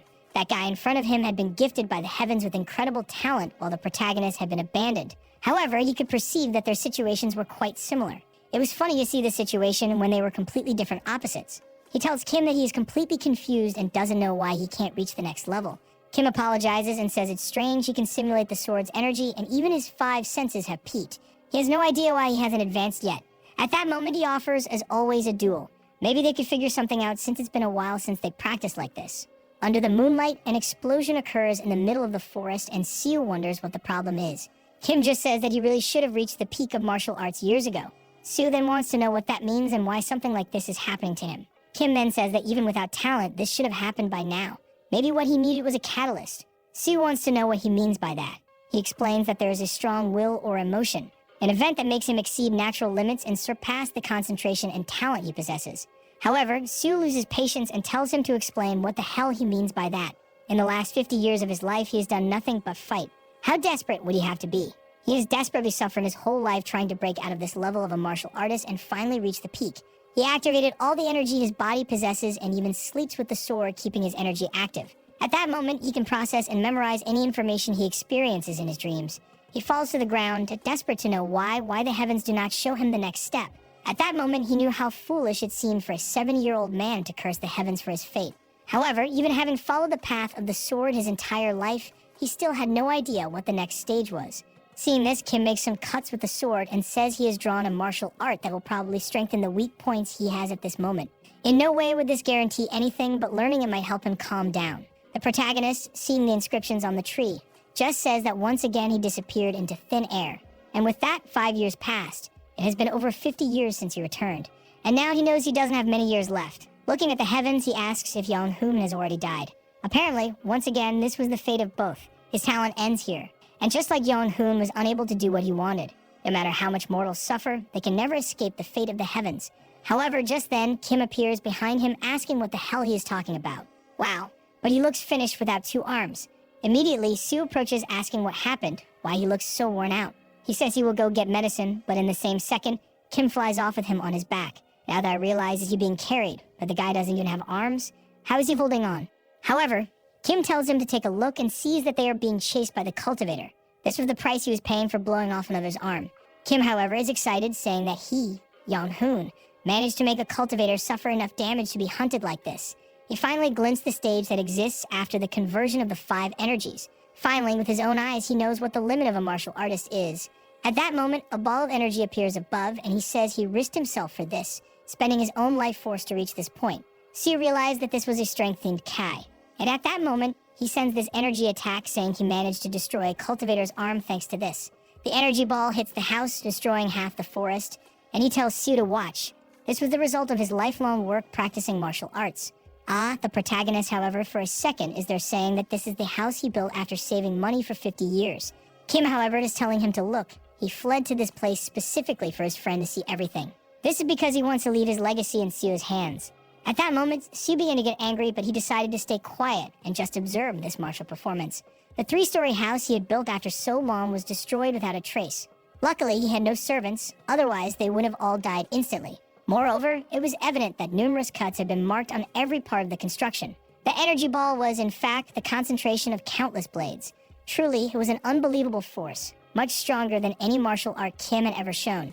Kim was fleeing, saying that was how he managed to destroy the guy's arm. Before, he had to set ambushes and try to attack them lethally just to have a chance. However, now he could fight them face to face. But as he mentioned this, the energy dissipated, and the 2 began to fall. Another explosion in the forest. All the trees were destroyed while Kim agonized on the ground, telling him not to forget those techniques. They were the achievements of his life, and what he wanted was for them to be passed on to the next generations. Seo said he understood and told him to be quiet because his life was at stake. It was then that someone up in the tree suddenly said they had finally found the damn martial master in his final form. It was a pity he had fled to such a bad place. He then told the civilian that this guy was a criminal who had committed countless crimes against cultivators, so it was best to leave him there. Seo asked if the guy was there to punish him, and the man just wanted to know if by any chance they were allies. In the same second, however, the protagonist began to run with Kim on his back. The guy from afar, seeing this, just said it was insignificant. He should have already learned the strength he possessed from that so-called friend. But since it was like that, he would interpret it as entertainment and told the guy to run as best as he could. The purple energy spread, and when Sue looked back, there were a bunch of zombies, some corpses of other dead guys. The protagonist continued running, thinking he was too old for something like this. While fleeing, he said that his friend having received the name of a final martial master was indeed something quite unique. His friend with that name, and he with the name of an infinite fighting spirit being chased by these zombies. It was truly a strange situation. He kept fleeing, telling his friend to wake up and say something. One of the zombies was about to approach wearing a modern outfit, but received a cut to the neck and fell towards the others. Sue continued fleeing, saying it was the damn Kim who should be carrying him on his back. With that, the escape continued. And, as expected, the zombies kept pursuing relentlessly. The protagonist persevered and kept running. Morning ended, night passed, and he no longer knew how many times the sun had risen and set. Now he was at the edge of a mountain, saying it was indeed higher than he expected. At that moment, the guy on his back said it was scary. A mere civilian managed to withstand this pursuit for 3 days and 3 nights. But there was no way he could escape anymore. Anything he tried was useless. After all, the final martial master was already dead. Seo said that was obvious, especially since he was a doctor. The cultivator wanted to know then why he kept running. He was only interested in the final martial spirit. He didn't care about him. He could have simply abandoned that corpse and fled. Sue, however, laughed, which left the guy confused. The protagonist thought he had really come far with the numerous techniques he had learned. A lifetime of practice, even though the heavens had denied him any kind of talent. Of course, a large part of his power came from the teachings of Yong-hoon, someone from his hometown and his martial mentor. With that, he drew his sword and said that if the guy wanted to take his friend's head, he would have to take his first. The guy lost his patience and said that really no one feared cultivators anymore. Apparently, it was because he either abandoned life or was too old. However, it was fine. He would show that he had enough power to cause a pain much worse than death. Suddenly, 2 arms advanced from the side of Seo and connected to Kim. He looked back, somewhat confused, and the guy replied that they were parasites, and now they would pay the price for trying to humiliate a cultivator. The protagonist just turns around and says that he really was a wicked bastard, while the guy orders the final martial spirit to kill his own disciple. In that moment, Kim screams and delivers the first cut to Sue, who crouches down, turns to the enemy, and asks, how does he have the courage to end the legacy of a man like that? The guy, however, is just smiling while Kim continues attacking. Siu is grateful, and at least it was clear he wasn't able to use martial arts. He was simply using the pure power that the cultivator had placed in him with those arms. However, this strength and speed were far too absurd for him to resist with this old body. He's trembling all over, saying that it was already a terrible disgrace to have to point his sword at Kim, someone who in the end was already dead. He apologizes while thinking that unfortunately there is nothing he can do and he needs to end this as quickly as possible. He then activates the 21 mountain cut technique of the celestial sky. In a flashback, he asked Kim if he knew why this mountain technique was the only one named after a lake and not a mountain. The truth is, it was Kim himself who created it, so our boy is curious to know if this had any special meaning. Kim falls backward and says that the celestial lake reminds him of Lake Hatapup on Mount Baekdu. Apparently, it's a region in Korea where they came from, and Kim thinks that whoever created this technique might have come from Korea just like them. It was then that Kim realized that the technique had this name because it was a lake that reflected the sky and the surrounding mountains. The lake reflects what happens in the skies, yet its surface remains intact. The skies meant everything he had been learning, and the lake that reflected the skies was a meaning of that single attack. Kim seems to take a hit to the core of his body for a second, and Siu explains that this is a technique where, for a short period, he can use the enemy's energy in his own cut. This was a very unique move and a martial art that had been built just for him. If Myung-hun's body remains intact, he will continue to be used as a zombie, and that's why he has to ensure that no part of him stays alive. He will accumulate all the energy in the sword sheath, combine all the techniques, and form all of this into a single attack. When he is about to finally unleash the attack, suddenly Kim starts transforming into a ball of flesh. The protagonist realizes that the damned cultivator had given Kim more power and speed. He knew his life was about to end, so he uses that moment to ensure that his master wouldn't suffer this humiliation. In that, he charges towards Kim, who raises his arms while the protagonist swears to himself that he couldn't die yet. The air around him, the sounds, the smells, the humidity, the temperature, he absorbed each of the sensations around him, even if his brain was about to explode. In that moment, his eye starts to burn, and he says he would turn everything to ashes. However, suddenly, he feels something strange and stops for a second. His brain, which seemed like it was about to explode instead of giving in to all the pressure, seemed to have surpassed something. Seeing himself in a void, he wonders if he fell into some kind of illusion or if he was completely losing his mind. However, it's when he notices some strange red lines coming from Kim's hand. The attack hits the ground hard, but he manages to dodge. Noticing that even his sword now had a strange blue line, he simply follows the path of the line, and the cut lands squarely on Kim's chest.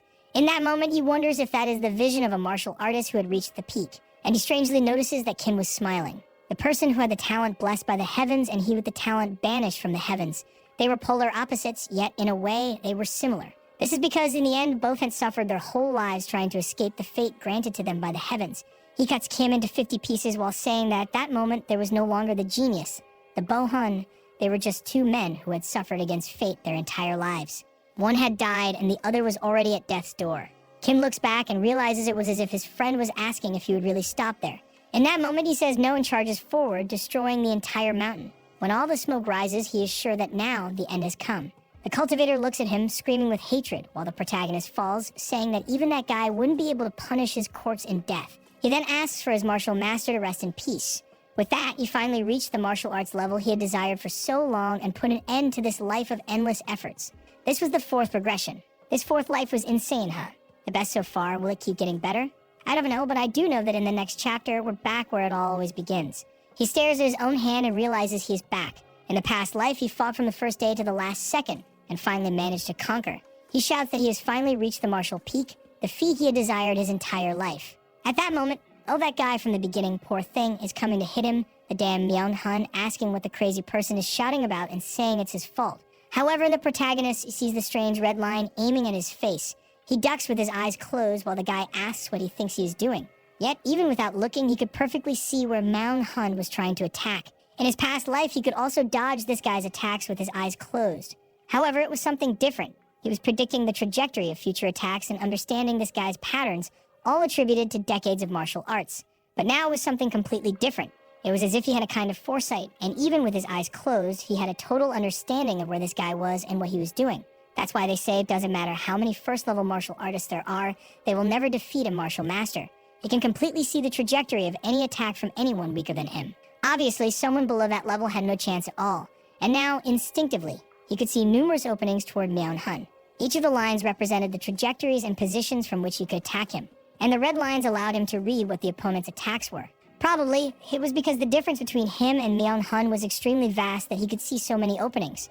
However, after a brief analysis, his nose starts to bleed. His brain is burning as he wonders if this is the price of this technique. Man-hun throws more than one punch, saying he is a son of a bitch who almost killed everyone. But the protagonist just gives him a hit on the back of the neck, and he falls hard to the ground.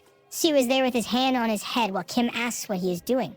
The protagonist is there agonizing in pain while one of the girls wants to know if he got hurt, if he is okay. He is shocked that the pain was so great from using it for a short period on someone as weak as Myung-hun. The sequence was the usual. He calmed everyone down, took them to the cave, and cooked some fruits. They slept around the campfire, and night fell. Outside, Seo was practicing, even cutting a leaf with a twig. All this without needing to use kiwi to strengthen the twig. Now he observed that red is the prediction of movement, while blue is the path to the target. Using this technique, he can see the movement of any opponent or even anything that exists.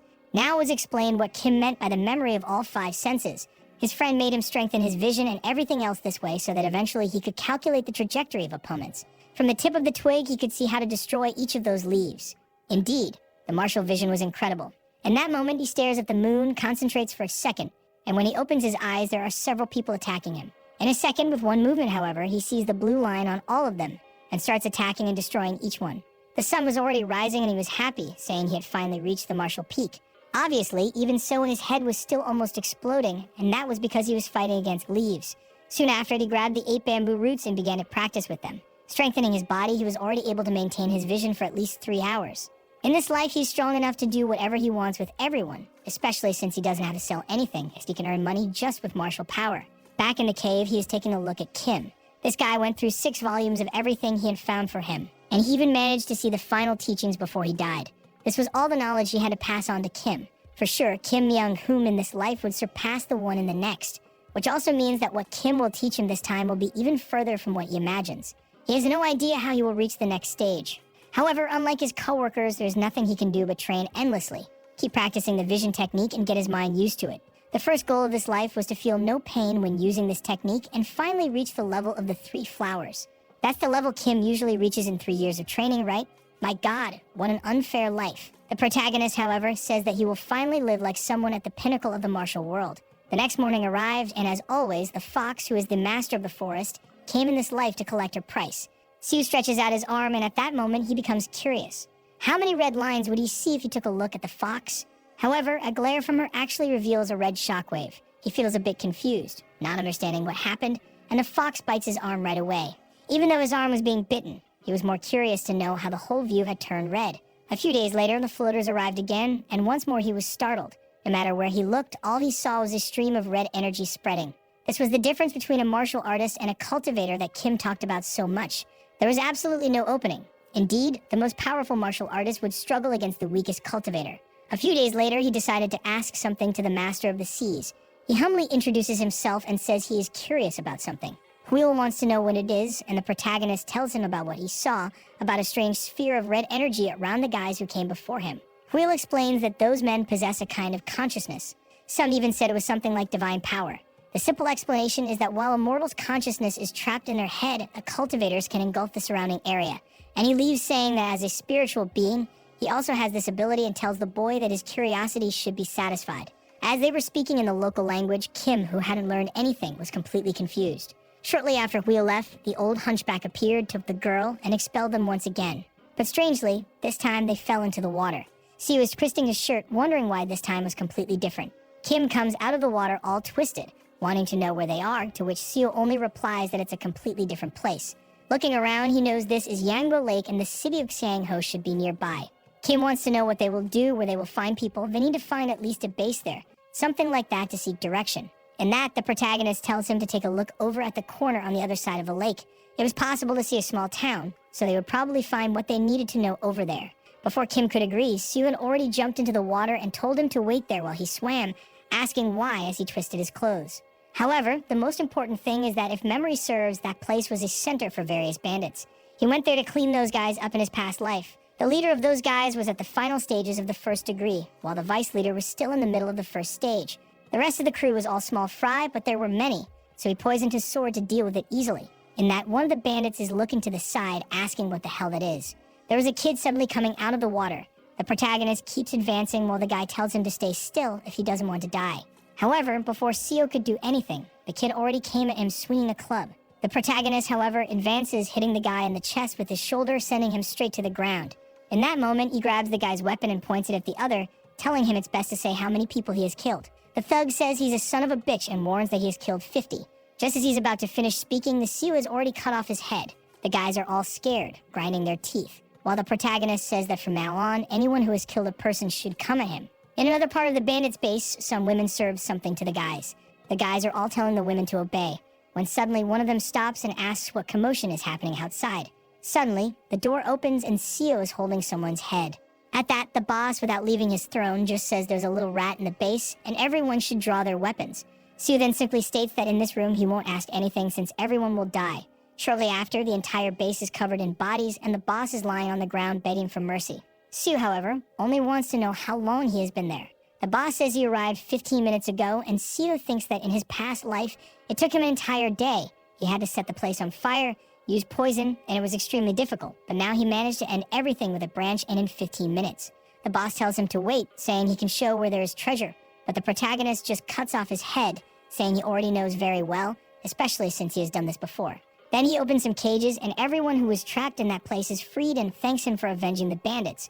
One in front humbly asks him to reveal what his title is in this martial world. They would ensure that one day they would repay this debt. Sioux stands there thinking about this, what is the title? And then says the usual one, the spirit of infinite struggle. And the title is fitting, you see, because the boy fell into the water, swam out, and finished off the bandits.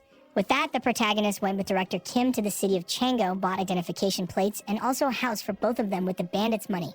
After that, he has always taught martial arts and writing to Kim. 2 months later, he was reaching the level of the 3 petals. Sioux realizes that the more he learns, that faster Kim is also able to evolve. As always, watching that made him want to give up, but he has felt that way forever. For him, it takes a lifetime to reach the martial peak, while Kim simply skips all the stages and reaches the pinnacle. The protagonist congratulates his friend, saying it's amazing that he reached this level even before understanding how to read properly. Kim says he is also surprised to think he had such good martial talent. Sioux is now thoughtful. He's never had a real duel with Kim at the moment he reaches the level of the 3 flowers, because this guy is always trying to teach more than to truly duel. But how would a duel be now? Him who has reached the martial peak, or Kim, who has just reached the level of the 3 flowers? In that moment, he offers a duel to his friend, who says it sounds good, maybe now he has a chance to beat the kid. Back in a forest, the protagonist makes a cut that tears the entire ground. What matters is that from mid-air, he sends a sequence of attacks from the peak of the mountain dragon, and the red lines appear. The protagonist can see that the better Kim gets, the fewer blue lines he has and the more red ones appear. He needed to keep dodging, but at this pace, he would never create an opening. And for some strange reason, a strange desire to win began to burn in his heart. At that moment, he understands that this time is the last chance he will have to beat Kim in this reincarnation. This guy will continue to evolve at a frightening speed, and the next time they face each other, you won't even be able to dream of beating him. The protagonist is thrown back, knowing that at this moment, when he has just reached the 3 petals, it is the only moment he can win in this life, so he decides it's time to go all out.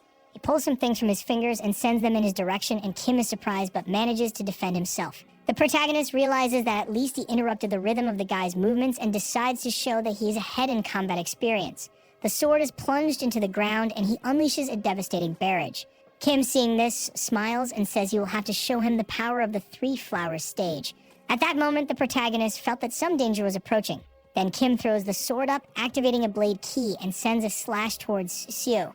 He knew he would be torn in half if he tried to confront that attack. However, the mountain destruction technique he learned was taught by Kim himself, but Kim had already reached the level of 5 conversions.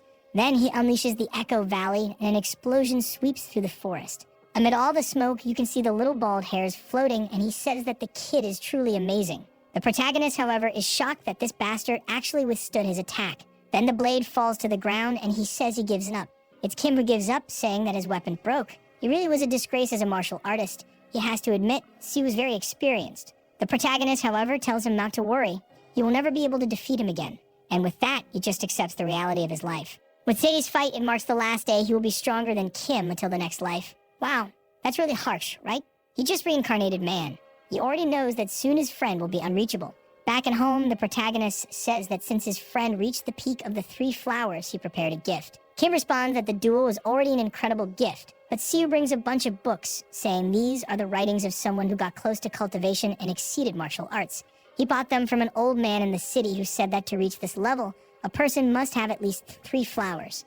The protagonist read a bit, but unfortunately, he couldn't understand anything. so he will leave it in his friend's hands. Kim thanks him, saying that if that's the case, he will definitely dedicate himself. After learning to read, Kim began to focus on these studies. 4 months later, Seo enters excitedly, saying he brought some money and managed to hunt a good guy today. However, strangely, the books were lying on the floor open. Seo is a bit confused because he couldn't feel his friend's presence, who suddenly appears out of thin air, startling the protagonist. The friend explains that he learned the techniques in those writings, the so-called powers that exceed martial arts. He is impressed that Seo also couldn't locate him. These martial arts were truly incredible. The protagonist, however, is scared. He remembers that strange technique from when Kim used to visit him. But normally, he only showed that ability when he reached the power of the 5 energies converging at the center. But how is he already using this if only a year has passed since the regression? And then Kim says that if a martial master like Seo couldn't perceive him, he could probably kill anyone. Seo, it's tough for the kid indeed. Even knowing this would happen, that Kim would continue to evolve, talent was something hard to accept. Then, Kim says he is determined to travel the lands for combat experience and invites Seo to go along. The protagonist, however, says he's not really interested. He believes he should focus on stabilizing his understanding of the martial peak. Kim ponders and says it makes sense, especially since he is still learning to use the blade line. The protagonist angrily says yes, and besides that, he's interested in the imperial regime. He wants a position in the government, and maybe the time will come when he can help Kim. And with that, for now, each went their separate ways. However, it's obvious that Seo had other reasons for wanting to enter the imperial regime. From the information he gathered in the Martial Alliance, the imperial family was closer to the cultivators than any other organization. Many even say that the main family of Yango was actually collateral, related to the cultivators themselves. And that's why he registered for the Yango military. They readily accepted him since he already had a certain fame for hunting numerous bandits. With the power he had already developed, he easily became a general. With that, he applied to become an imperial guard and passed easily. He's all in black with swag sly one. And all of this he achieved with just 5 years of regression. In this, a guy says that his job is to put his life on the line to protect the majesty. And a martial artist at his peak could definitely do that. Seo pounds his chest and says he can count on him. And with that, he starts to become part of the shadow guards of the imperial palace. He was already placed in position as soon as he learned the techniques to hide his breath and the espionage techniques. And on the day he met the emperor, he discovered something truly surprising. The emperor of that place was a cultivator. He has a crazy look. This becomes instantly obvious because he had the awareness of a cultivator. And now he knows that this was a bastard who was born with a spiritual root. Moreover, the slightest doubts of the protagonist were shattered when he met the rest of the emperor's family. Most were cultivators with consciousnesses that clashed with his. One thing he notices, however, is that these guys didn't seem to be of such a high rank. No one came close to that fox. At least it was clear that they did have a small aura of consciousness around them, probably in the initial realms of refinement. Obviously, the Emperor's consciousness was much broader and farther than all these guys. With that power alone, he was stronger than all the Shadow Guards combined. The truth is that he, as a Shadow Guard, exists only because the Emperor is too lazy to kill the assassins. Obviously, that guy was the man who had been attempted to be killed the most in the Empire. People had been trying to kill him every night, and here's our protagonist tearing another one in half. At least it was good that he was gaining a bit of experience. And so 5 years passed with him serving the Empire as part of the Shadow Group. In the meantime, Kim became the leader of the Martial Alliance, and he now is a member of the Shadows. Couldn't find a person who was the leader of the Alliance. So they usually met secretly and drank with each other. And it was then that he started noticing something interesting. The red lines have always been the best trajectory for someone to attack, and now Kim is exuding countless lines from numerous angles. It's almost as if there's no place around Kim that he isn't safe. In this, he notices that what surrounded Kim was quite familiar. In fact, it reminded him of the consciousness of a cultivator. It was a pity that it was almost incomprehensible to him. If only he had reached the Three Flowers stage, he would have been able to understand a bit of this. However, there's not much to do, so all he can do is continue observing Kim's current condition to understand how one day he might get there. He has no idea what exactly Kim is doing, but he feels that maybe this is the way for him to master the sword. At that moment, Kim starts to absorb the air, and that's when he undergoes the skeletal transformation, also known as plastic surgery. I think the Chinese invented this for when someone has surgery to say, "No, I didn't have surgery. I underwent skeletal transformation." In this, the protagonist congratulates him, saying he looks much younger. Kim says yes, he finally reached the point of converting 5 energies into a core. It's just a pity for the boy because if he were at a higher level, he would have learned much more from this. The protagonist agrees, saying he thought the same thing, but it's his fault for having such mediocre skills. A little later in the forest, Sue asks if his friend has met any cultivators, and he says yes. In this, Sue says that the domain around his friend was quite similar to the consciousness of those guys. Could there be some relation between them? Kim says yes. Near this region he possesses, he can face a cultivator at the refinement stage. Probably humans who can reach the level of convergence of the 5 energies can achieve something like this. The protagonist realizes that it's interesting. There's a chance for a martial artist to actually defeat a cultivator. Just as the difference between a first-degree martial artist and someone who has reached the martial peak is extremely distant, almost incomprehensible, the same must happen with Kim's next levels. More and more, he won't be able to understand what's happening with his friend. However, perhaps today's experience will help him one day also reach this conversion of the 5 energies. With that, their conversation ended, and sometime later, Kim returned to work. A few days later, when he was working as a guard, he saw an assassin moving on the upper part of the palace. At that moment, he feels a red line coming towards him and knows that this guy is at the martial peak. The sword comes, but he easily manages to defend himself. Seeing the way the person fights, it's someone who has just reached the martial peak. The guy lunges towards Sue, who easily deflects all the attacks. He had been very thoughtful lately. He should have been focused on this fight. However, the image of Kim at the moment he evolved wouldn't leave his mind. He wonders if that had to do with the sword's energy. The aura on his blade proved that he was already evolving in that aspect, or at least reaching the intermediate stage of the first degree. This happens the moment you reach the martial peak because as long as the sword is following the best path, it always carries an aura. The blue lines are always the best possible path that the sword art seeks. It's basically about maximizing his potential to the fullest. What he learned lately is that the martial sword arts and the blade's energy are really the same thing. However, he soon thinks that this doesn't make sense because if it were really like that when his friend turned into a zombie, he should have continued using the blade's aura, but that didn't happen.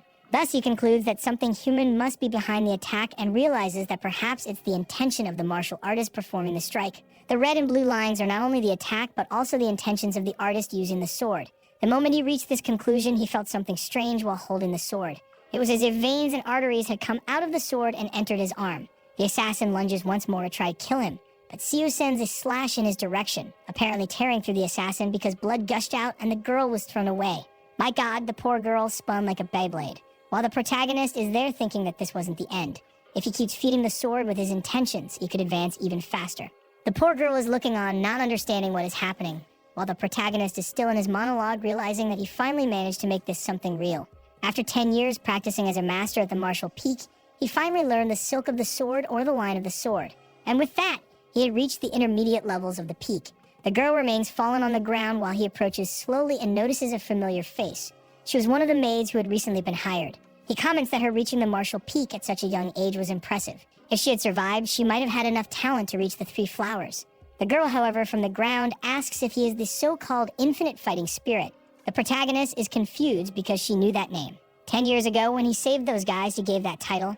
However, in the city of Yangon, they call him the monster of infinite fighting. Then the girl says that her brother is much more talented than she was.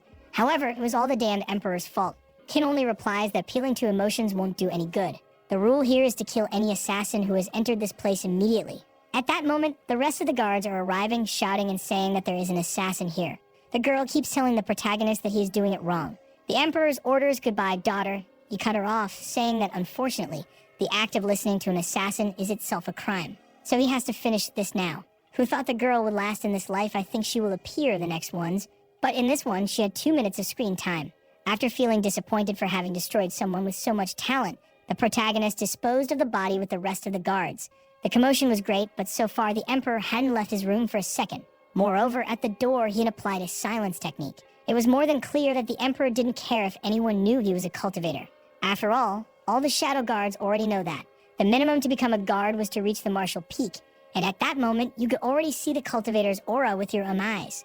However, everyone there continues to protect him, as that is the job they were given. And strangely, recently, the number of murders has been increasing significantly.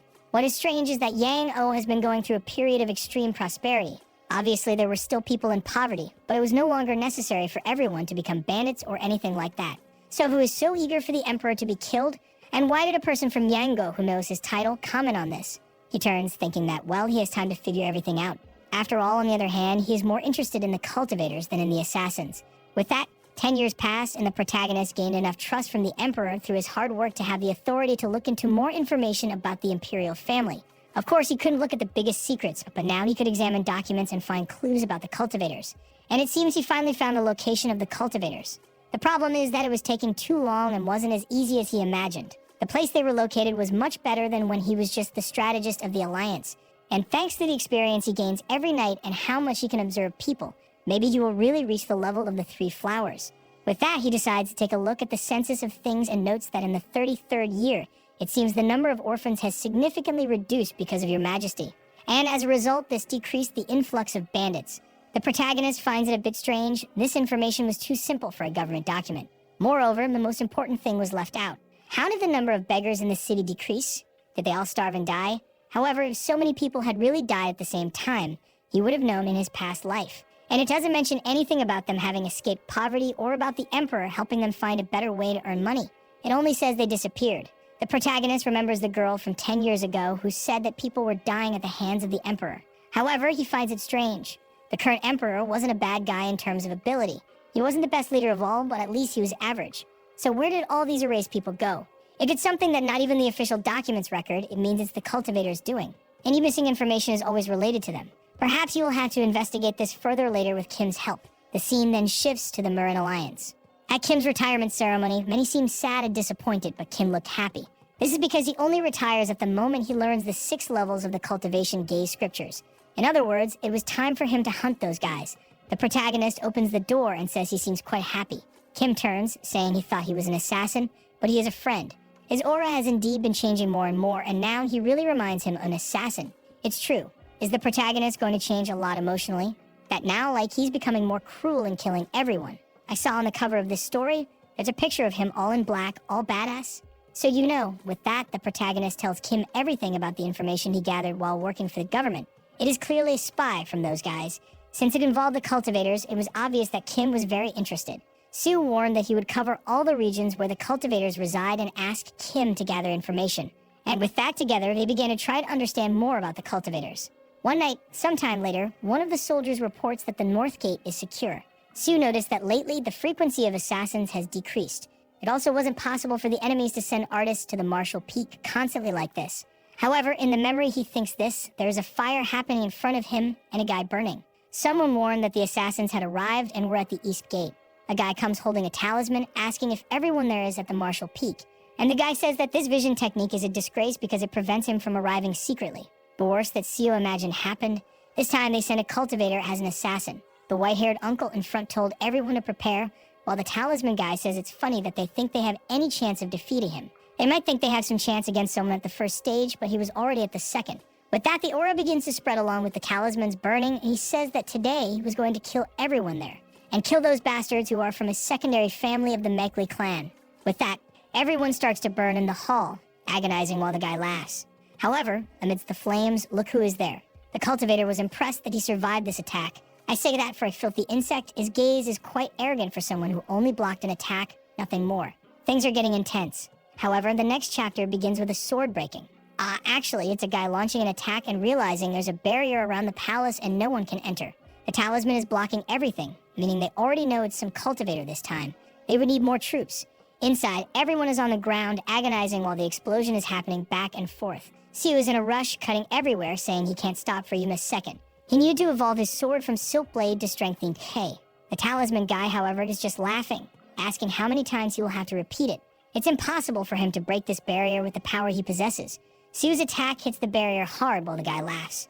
However, the energies begin to clash and the barrier starts to crack. With that, he managed to bend the barrier and push the guy back. The problem for Seo is that he is trying to maintain this technique activated, of which he barely has any idea of its use. And in the same second, he is thrown far away. Before the guys could do anything, the talisman dude advances and kicks him in the middle of the back, wanting to know how an inferior creature had the courage to cut him like that. He wanted to play with the kid before killing the rest of the bastards in this place, but he changed his mind. He will impale him on spikes until he is completely unrecognizable. The rest of the friends try to get up calling for the vice leader. They advance in the attack, but they are all pierced as well. And the guy just turns around and warns that no one should interrupt him at this moment. They were all insects that had no chance of winning, so it was good for them to realize that their fate would end under his foot. The guys obviously want to advance, but all hesitating. I don't blame the poor souls either. It's certain death. While Seo is on the ground, he realizes he's screwed this time. His whole body inside is destroyed. The talisman guy, however, crushes his hand, asking if he is still alive. He wants to know how long this insect will hold on. Seo just thinks that he really wasn't different from an insect. The talent he has, the skills he possesses, and the life he leads. All of them truly represented the useless life of an insect. The talisman guy is a bit confused and asks what he is talking about. Is he asking to be left alive? However, Seo is there thinking that he is trained for ages and everything he has lived through hasn't disappeared. He begins to raise his hand, all destroyed, while thinking that he realized at the moment this guy used hiding techniques. He had so much talent that he never trained his own body or knew how to fight considering the correct distance from enemies. He's merely someone born with enough talent to have been blessed by the heavens and become a cultivator. He could lose to this bastard and could die by confronting this guy, but completely destroyed, he holds the guy's clothes, saying he won't accept that everything he has been through, all the effort he has been putting into this life, wasn't enough to reach a higher stage. This bastard wouldn't be the one to make him give up. And with that, he shouts, saying that even the effort of an insect carried some meaning. The talisman guy falls to the ground confused, telling the bastard to let go of his hand, but at the same time, he's a bit confused with his nose bleeding. Sue realizes that the poison has started to work. The temporary technique he forced to break that barrier was just to, for a moment, create the chance to cause a cut and poison this guy. The cultivator is starting to bleed from his eye and nose, saying he has to nullify this. However, Sue approaches asking if he really thinks he will let something like that happen. Now he will taste the flavor of the insect he wanted to humiliate. With that, he covers the guy's mouth because most detoxification powers needed enchantments. He grabs his hand to prevent the guy from using any kind of seal to nullify the poison. And in that, he tells the bastard to try to do something. Meanwhile, the rest of the people around urge him to help Sue, while outside the talisman starts to break and people begin to invade the castle. Shortly after, the protagonist is being taken away, saying that the bastard called him an insect, but he didn't die much differently than one. Wow. The protagonist killed a cultivator. Talk about a goat. I didn't see that coming. Damn, he already killed the first one. Now I'm eager to see how this will affect his life. In the next chapter, he sees a lot of smoke in front of him. He wakes up next to the doctor, asking if it's right to smoke around a patient, who replies that tobacco is an extremely healthy herb and would improve his health. For some reason, I thought he would wake up next to a hot female doctor because every work is like that, but no, this is real life. He woke up next to the old man, and that's what he got, and he wonders why this bastard thinks tobacco is good for him. That's when he remembers its ancient times. Then the guy says that His Majesty sent an imperial doctor for him, so he should be grateful for all this generosity. Right away, Sue notices that his body really felt light. This guy was extremely skilled, and he wanted to learn all the methods. Then the guy says that the person who healed him warned that his arm would recover, but it would never be the same as before. He still needed to rest a lot, so it was best not to overexert himself. The protagonist remembers that the cultivator completely crushed his arm. Obviously, he wouldn't come out unscathed. And he responds that he's already happy, that he can use this in some way. Observing a blue box, the guy also says that the Emperor was impressed with the boy's willpower and gave him a reward. Unfortunately, the Emperor himself cannot give anything to the Shadow Soldiers, so it's kind of this guy who will deliver it to him. Then the guy makes a speech saying that in the name of His Majesty, the Vice Guard of the Shadow Leaders, Sue risked his life to defend his throne and is therefore received with a void pill. Upon opening it, he sees a strange red pill, and the guy says that it seems to be an essential key to building a person's K. Something about the stages of refinement before cultivation, however, the old man has no idea what that means exactly. Sue, observing, knows that it is a pill made from the remnants of a true K-building pill. Back when he worked as a doctor, he also made some elixirs. And every time an elixir is made, there are some remnants that can be used to make something slightly inferior. Basically, the essence of that item had already been lost. Wow, and the protagonist realizes that the Emperor probably doesn't think most people have this knowledge. The effect of this will be so minimal that it serves more as a remedy for curing a hangover. He never imagined the Emperor would be so selfish to this extent. The old man, however, says that from what he heard, anyone who consumes this item and is immortal can increase their lifespan by 10 years. Sue is surprised. That didn't seem to make any sense. However, the old man really seemed quite interested in the item, even though he obviously couldn't steal something given by the Emperor. Sue then thanks him and says he will use the pill as soon as his energy stabilizes. The guy leaves, telling him not to forget the Majesty's kindness, but Sue thinks that he will actually keep this for a long time. He won't eat it now while he has plenty of energy left, but rather when he's about to die to see if it really can extend his lifespan. Now the rascal got excited, saying that working for the Empire really comes with many benefits. Being able to live 10 more years was something grand, as with that he would evolve even more in this life. It really was the right choice to join the Imperial Guard, and he feels good about what will happen in this life. I have a feeling that it won't be quite like that. He's too happy, my friend. Yeah, the fun's over. The sword rolls on the ground, and he looks at his completely destroyed hand. His body had healed completely, but now every time he holds the sword, an immense pain shoots through his arm, and he ends up dropping it. He can't even use the 24 basic techniques of the mountain, and now he's already wondering if this marks the end of his life in martial arts. However, he tells himself no. Life on the martial path has always been full of suffering, so what if he now has to add a little pain to this path? It has always accompanied him like a shadow, so it won't be this pain that makes him give up. In fact, he will use this opportunity to further enhance his prowess, and with that, 10 years have passed, 30 in total of this regression. He has gotten used to using the sword, and his ability to control the silk of the blade has also improved. Moreover, he is becoming increasingly skilled at using hidden weapons, as he works as a shadow. Additionally, Kim has recently been sending some letters warning that the secret of the cultivators was about to be discovered. These guys live in places hidden from the rest of the world, with barriers that make the locations where they are completely invisible and inaccessible. The weaker cultivators do create mansions among mortals, but the truly powerful lie behind those barriers. It is said that there are certain normal humans who live with the cultivators. This is because these guys obviously need slaves and servants to do everything they want. And according to what Kim has been studying, it seems that those responsible for sending assassins to kill the Emperor are all from the Cultivator clan. They recruit mortals within their domain and train them to become peak assassins. And now he's starting to understand the situation. The poor who disappear have probably been sent to these guys. They are raised from childhood to work as assassins or simply as slaves for these people. And considering how the assassins are being sent to kill the Emperor, it is probably some kind of clan dispute. However, even with all this knowledge, it is not his time to focus on that, but rather to focus on martial arts. Just then, Kim appears asking what he is murmuring about. Sue explains that he just read the letter, and Kim says he sent it a month ago. It really took a while to arrive. He mentions that he came to visit because he discovered something extremely frightening. Sue wants to know, but Kim says that first they have to remove this suspicious magic. He then explains that there were two clans of cultivators in the Yango region. The Mackley clan, which is currently the family dominating everything, and the former imperial clan that ruled known as the Jin clan. For countless decades, these two clans have been secretly fighting each other for the nation's resources. And the Mackley finally managed to expel the Jin from the region, which lost power hundreds of years ago. The moment the Mackley clan took control of the city, obviously the Jin clan lost a good part of its members and significance. That is why these guys have even been training mortals to become assassins. Siu responds that he already knew all of this because of the letter. Then Kim says that the important part comes now. How does he think the Jin clan was able to create so many mortals who reached the martial peak? It was almost as if they had a factory. He explains that most people who reach the mortal peak are accepting vengeful spirits from their own family. This pulls all the life force and willpower at that moment, as well as pushing their natural talent to the maximum limit. The confused protagonist asks if the Jin clan is killing family members to use as vengeful spirits. However, Kim explains that no. In fact, it is the current regime that killed the families of all these people. The protagonist doesn't seem to understand, and Kim explains that this current clan, the Mackley clan, has been kidnapping orphans, beggars, and any kind of poor farmer to turn them into elixirs. With the innate energy they manage to steal from people's lives, they create pills that extend their lifespan. And obviously, to collect as many people as possible as elixirs, they kidnap the base of society. Siu says that this is basically a kind of cannibalism, to which Kim replies that yes, he is right, these guys are literally eating humans. Siu can't believe it. These guys are not of demonic roots, so why are they doing something like this? In theory, cultivators are those who follow Taoist principles.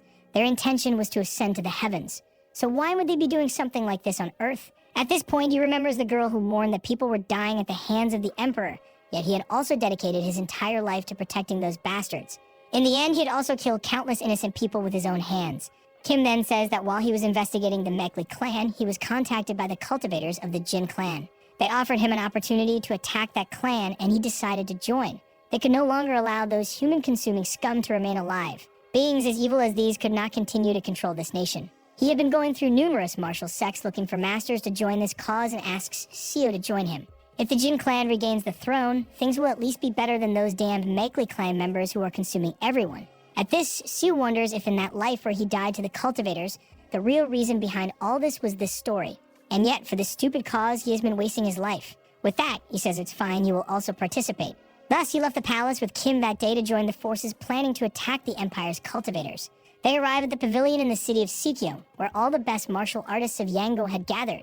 There were the elders of the 4 stars and even the 3 demons. All the masters of the best sects in the region were indeed present.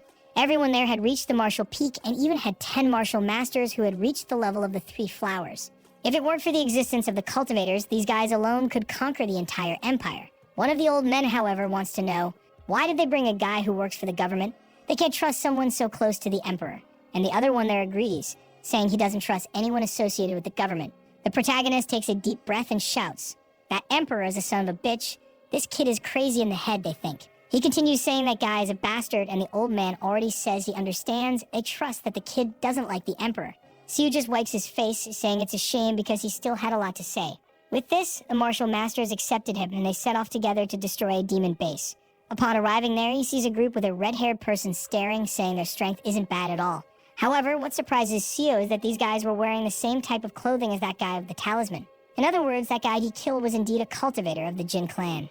Kim tells the red-haired guy that he kept his promise and brought everyone who agreed. He hopes they can accept this help to kill those bastards. The man only replies that yes, everyone should prepare to leave. At this, Siu asks where Kim is going, who asks him to follow. They then arrive in front of a cemetery full of bodies. Everyone there had been killed by the Mekli clan. He recovered as many bodies as he could to at least make some graves. Siu asks if he did all this alone. However, Kim just activates a magic from the path of the heavens and says that the souls of everyone there were filled with vengeance for being killed by those bastards. And to allow them to depart, he learned some spells that showed the way for them.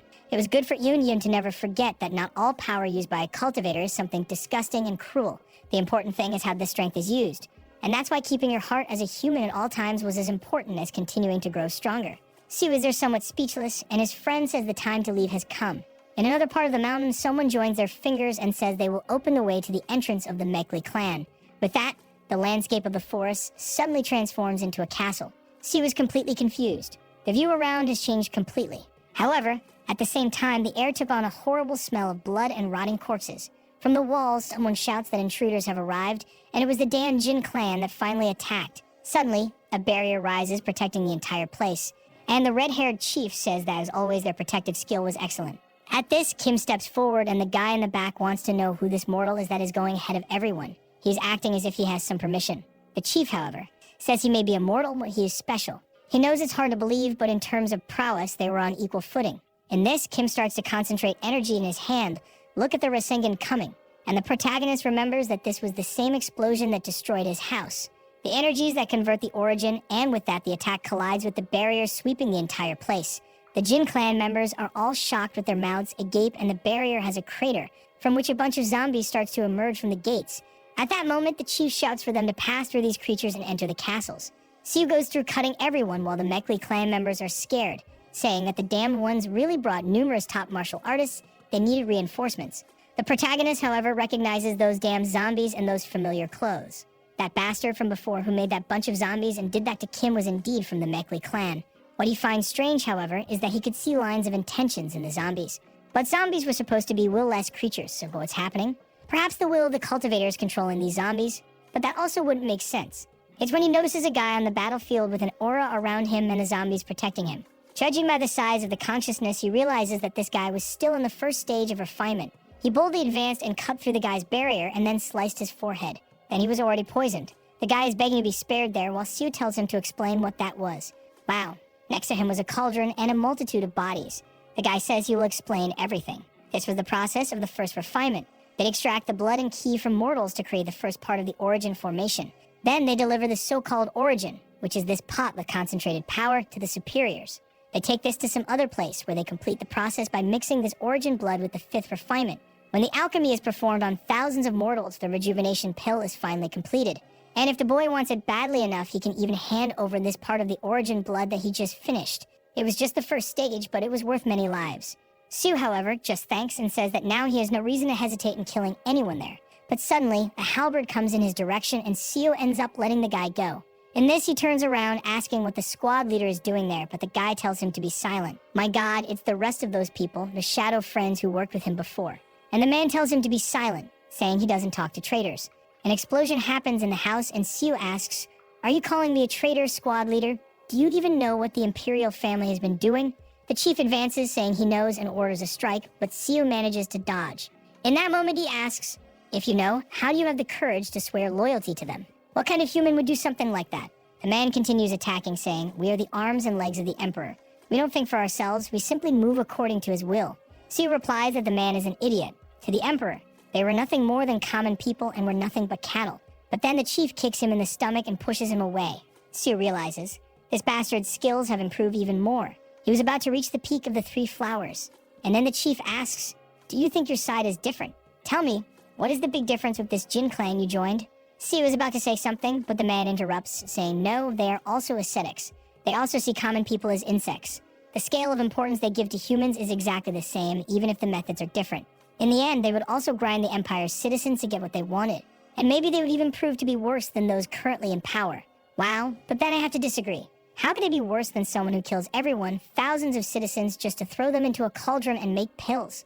And at that moment, Siu sees a sequence of red lines coming towards him and realizes he won't be able to block. However, in the middle of the man's body, he now sees a strange purple color. What was that glow? The chief then says it doesn't matter if the side is better or worse. He will choose to remain loyal to the side he belongs to. He then attacks with the halberd while Siu prepares.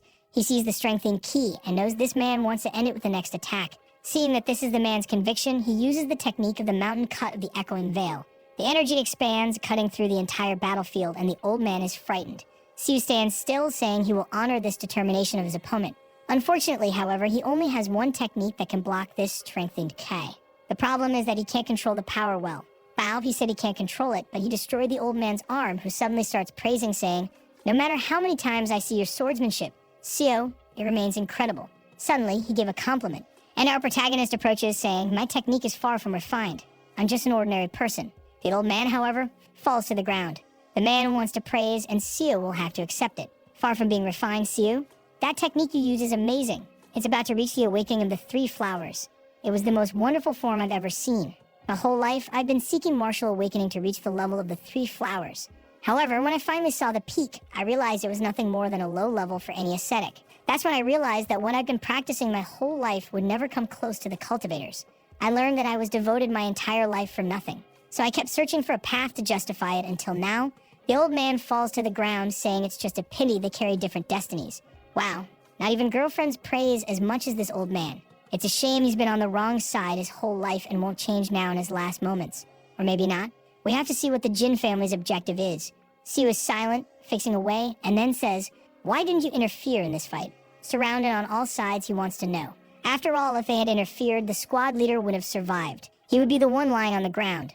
One of the men replies, "That was the squad leader's request. Vice leader, he said that if we used everyone, you would use poisoned weapons.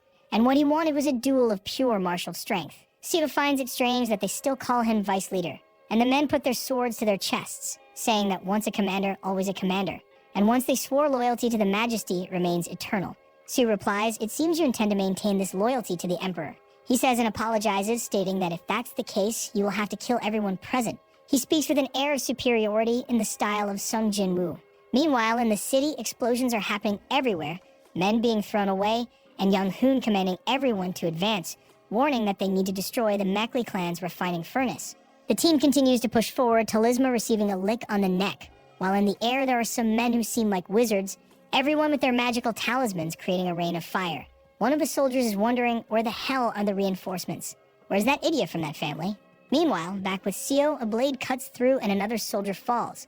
The protagonist, however, is also getting exhausted. One of the soldiers sees the needle in his armor and knows he will be paralyzed. He then asks, "Siu, why did you choose such a difficult path?" In fact, he chose the difficult path because he didn't kill anyone and paralyzed everyone. And the man wants to know, "You could have killed everyone here without getting hurt. So why did you prefer to immobilize us and end up getting hurt?" Siu replies, "Because you still call me vice leader." The man is surprised and then falls face first to the ground, saying that until the end, he was an interesting man. What he wants to know is if he finally managed to reach the 3 flowers. Siu puts away his sword, saying that, unfortunately, he hasn't reached that level yet. He's just beginning to understand how this works. The truth is he saw the 3rd color, a strange purple line, but he can only see it inconsistently. Perhaps he needs another long life of fighting and dying. At that moment, a man on the roof shouts, saying, "Incredible, your skills have reached this level. That's why my father sent me." Siu recognizes him as Prince Maklehan. He says it's been a while since they last saw each other crown prince. "If you've been watching from the beginning, why didn't you interfere?" The man laughs, saying, "If I had interfered, it would have been less fun. Besides, don't call me crown prince here. Today, I am just a representative of the Mekli clan's reinforcements." Confused, the elder says, "Prince, do you think watching your guards die is fun?"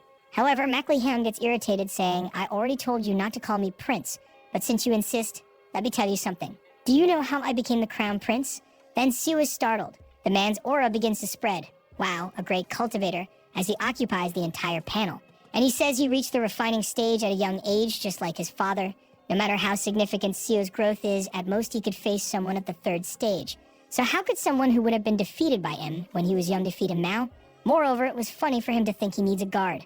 Siu realizes this man is strong. Even martial masters who have mastered the 3 flowers would have to risk their lives to fight against this monster. The problem is that I haven't even reached that level yet. If I fight him, I'm sure I will die. But why does a smile form on my face? The reason is obvious. It's because I am not afraid of death. If it means getting closer to understanding these lines, how important is death? If one can awaken at dawn, then there's no problem dying at dusk. That's what that man taught him while fighting against 50 people. In my past life, I never understood this teaching. But now I'm finally starting to comprehend. The prince just laughs and says, "I can't believe you're advancing with the certainty of death. Vice leader of the squad, you're more of an idiot than I imagined."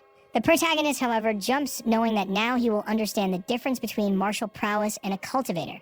He launches a black cut in the direction of the prince, saying that today he would take martial arts to the limit. From the prince's perspective, he sees Seo jumping, a black mist appearing on the sword, and suddenly he disappears. He is confused, wanting to know where he went. We see that just before, Seo finally understood the writings on how to reach the peak of celestial martial arts. He had memorized everything, but until today he could barely comprehend a single line. He could even perform, but he couldn't understand. Yet at that moment when he saw the strange purple line for a second, he seemed to understand what the exhaustion of martial arts meant. The book said that if a martial exchange is a collision of colors, perhaps the color itself can be attacked. This was one of the phrases that Seo never managed to understand, until finally he got close to comprehending the peak of the three flowers, and now everything finally makes sense. The idea behind that color and its meaning, it goes far beyond different martial arts. He seems to be cutting the prince's aura of consciousness, and in that he understands that the meaning of this lies in cutting the very perception that an opponent has of you. The prince remains there wondering, where is he? While now, the protagonist understood why he couldn't find Young-hoon. He vanished like a ghost because he could cut the perception that Seo had of him. This was a martial art that allowed a martial artist to stand face to face with a cultivator. This was the technique that had been created to surpass the heavens. In this, the blade is at the prince's neck, but it seems to have collided with an aura. Mackley is confused and wants to know what trick he used, while the protagonist tries to understand why it seemed like he was hitting an armor around the man's body. Suddenly, he is pushed away, exploding on the ground in a movement from the prince, who says that this mediocre trick is fun. But it's over. He was nothing against a true cultivator. A great tornado expands in front of Seo, who knows he has to dodge. Coming out from within it, other blades of wind come flying as he retreats, but everything around is being completely torn apart and destroyed. Seo knows he won't be able to get within an inch because those blades of wind are lethal. Not to mention that even if he manages to get close to the body, he has to know how he will get past that strange defense. At least dodging was easy as long as he stayed out of the zone of comprehension. The problem is that cultivators use spiritual energy, so Seo will become exhausted long before he does. He couldn't take much longer. He had to end this as quickly as possible. He needed to evolve to the peak of the three flowers here and now. The prince's expression changed to confusion. Seeing Seo, he asks, "What do you think you're doing? You look exhausted." Another blade of wind comes flying, but the protagonist activates the mountain cutting technique and slices it in half. The prince is bewildered at how this is possible. Meanwhile, Seo notices that his arm and sword are hurting a lot, but it would be impossible for him to fight while retreating now. In this, another dozen blades come and he activated the greatest technique I have ever seen in my life, or it was a sequence. It was the landscape painting of the joy of mountains and peaks flowing to the summit of the rugged cliff stone. This is no longer a technique. It is literally an entire poem in the midst of battle. And he is there sending one attack after another, saying that he cannot stop. No matter what, his body will end up destroyed like a rag. Mechli, however, remains there like Naruto, sending various jutsus, wanting to know how he has the courage to act like this. Suddenly, a giant mouth emerges amidst the tornado, and the man orders him to die now. Seo at that moment is sure he won't be able to dodge this. His instincts were telling him he would die instantly the moment it touched him. However, at that moment, that didn't worry him at all. He would unconsciously follow the path of the purple line while wondering what purple means. Blue is the line of protection, it originates from him. Red is the line of will, which originates from the enemy's attack. In this, he begins to realize perhaps the purple was both protection and attack, the hatred and the intention to intervene against him. The monster comes forward, now he understands. He always imagined that the opponent saw red, however, from the opponent's perspective. Everything is obviously inverted. What is blue to him is red to the enemy, and what is red to him is blue to the enemy. It all came down to a matter of perspective. In the end, all lines had the same color. A martial art cannot be complete by itself. It needs its enemy to make any sense. A level at which he can comprehend a reflection of himself and his opponent. Now he was understanding what the peak of the three flowers was about. By understanding how the enemy sees him, he begins to realize he has been wasting ki in a foolish way. The sword game was a technique he could barely maintain for a second when he put all his ki into it. And now it is explained. A martial art was not performed solely with one's own strength. The perception of the opponent and the world was what truly completed it. And with that, he activates the mountain-destroying technique, the final form. The cut goes towards the desert lizard, straight into its mouth, and smoke rises in all directions. Meanwhile, the guards who had been paralyzed were watching Seo's fight. Everyone knew the outcome of this battle. His resistance was irrelevant. A common man fighting against a cultivator. A martial artist had no chance against an immortal being. However, the guards could not believe what they were seeing. Seo appears with the three flowers of the peak awakened. In this, he begins to breathe deeply and realizes all the energy he had wasted was returning to him. Mackley is trying to understand what he thinks he is doing, however. Seo just tells the Majesty to prepare. The prince executes another bunch of jutsu, telling him to stop getting excited just because he broke a single spell. He wants to see him get through this. Suddenly, 4 more desert dragons appear. However, at that moment, Sue advances. He no longer felt that any of those creatures had the ability to kill him. Now that he reached the level of the 3 flowers, he realized that the peak of transcendence and the martial cut of the mountain were all part of the same martial art.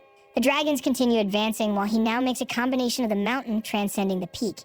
He is literally flying in the aura of the tiger, activating the transcendence of the peak of light towards Mackley, who tries to defend himself. He launches another explosion towards Seo, saying that he is a mere mortal and should stop with these ridiculous tricks, dreaming that he could surpass this cyclone. Seo, almost invisible amidst all that, realized this cultivation technique was the concentration of thousands of spinning blades of wind.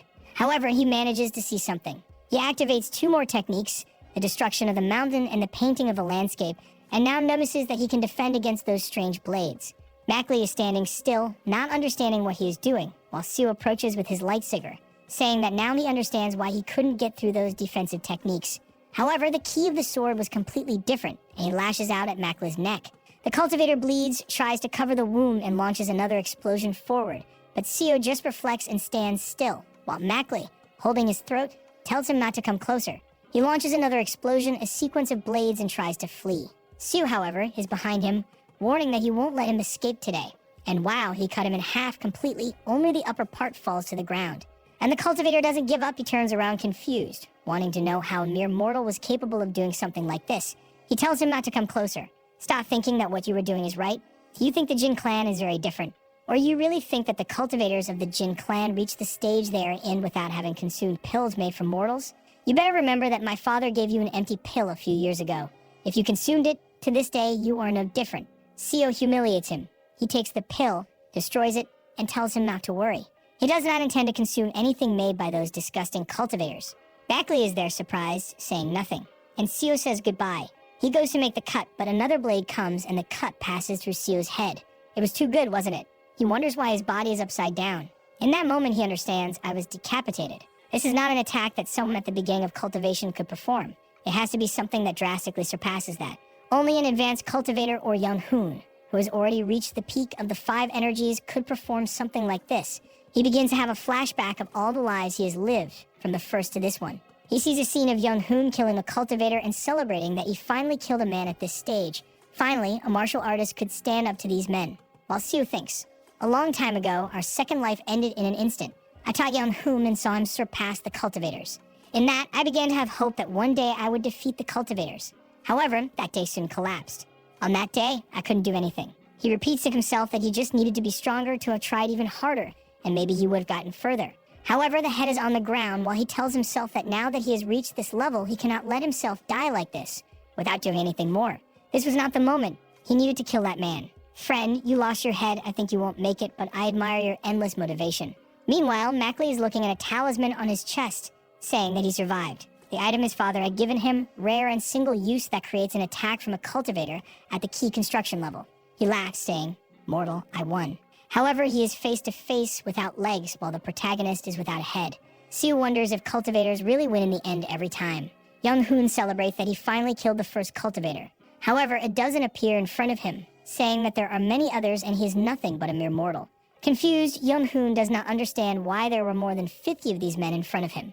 In fact, no matter how incomparable he was under the heavens and how strong a martial artist he was who even defeated a cultivator, in the realm of these men, there were countless others at the key construction stage. They say there are more cultivators than stars in the sky. The zoom on Seo's hand shows a small movement, while Mackley is saying, What the hell? I used all my energy. Seo knows that for mortals, this was like an endless wall, a path that cannot be crossed. And at that moment, he almost gave up. He was so overwhelmed by this that he wished he had never learned martial arts, simply to become a soap seller once again. However, he never gave up. He sees a flashback of Young Hoon saying, I will stop these men, but you have to stay alive. And that Seo's headless body begins to move slowly, driven by pure determination. Mackley asks how it is possible, how a mere mortal can carry such a pure will. Falling on the ground, Seo tells Young Hoon that it doesn't make sense for him to be sacrificing himself for him. He shouldn't fight against these men. However, Young Hoon looks back and says he has seen Seo struggling infinitely until now. If he is talking to the Seo he knows, he will inevitably see a better tomorrow. With that, he delivers the final attack on Mackley. Seo Even-yin, who was made of flesh and bone, practiced martial arts his entire life. his hand that lasted decades, holding this sword to the point of destruction. The martial arts he had refined his whole life. The body that performed all of this and carried this obligation stood tall even after Su's death. In that moment, as he died, Mackley was filled with disbelief and fear. Even decapitated, Su was smiling. And with that, this life of eternal body refinement came to an end. He sees Yeon-hoon saying, "That was a good cut. You need to keep going because your effort will never betray you. You need to carry the mindset that it's okay to die at dusk so that you can go further at dawn. That is, never forget. Your efforts will eventually bring you to a new day worthy of the sweat you shed." And that was Su Yeon-hoon's fifth regression. My God, that was crazy, right? Wow, what a masterpiece, friends. We finished the first season in this one, worthy of a movie. You got it. Very crazy. What am I going to say, right, friends? We ended with a life lesson. I had narrated this work up to 22, the video was ready, but when I went to check, the last chapters came out. I said, oh no, now I have to narrate, I'll finish before releasing. And that's it. What am I going to say? More good works are coming. Lately, some absurd ones have been released. So you don't miss the next ones coming up, what are you going to do? You activate it there. Goodbye.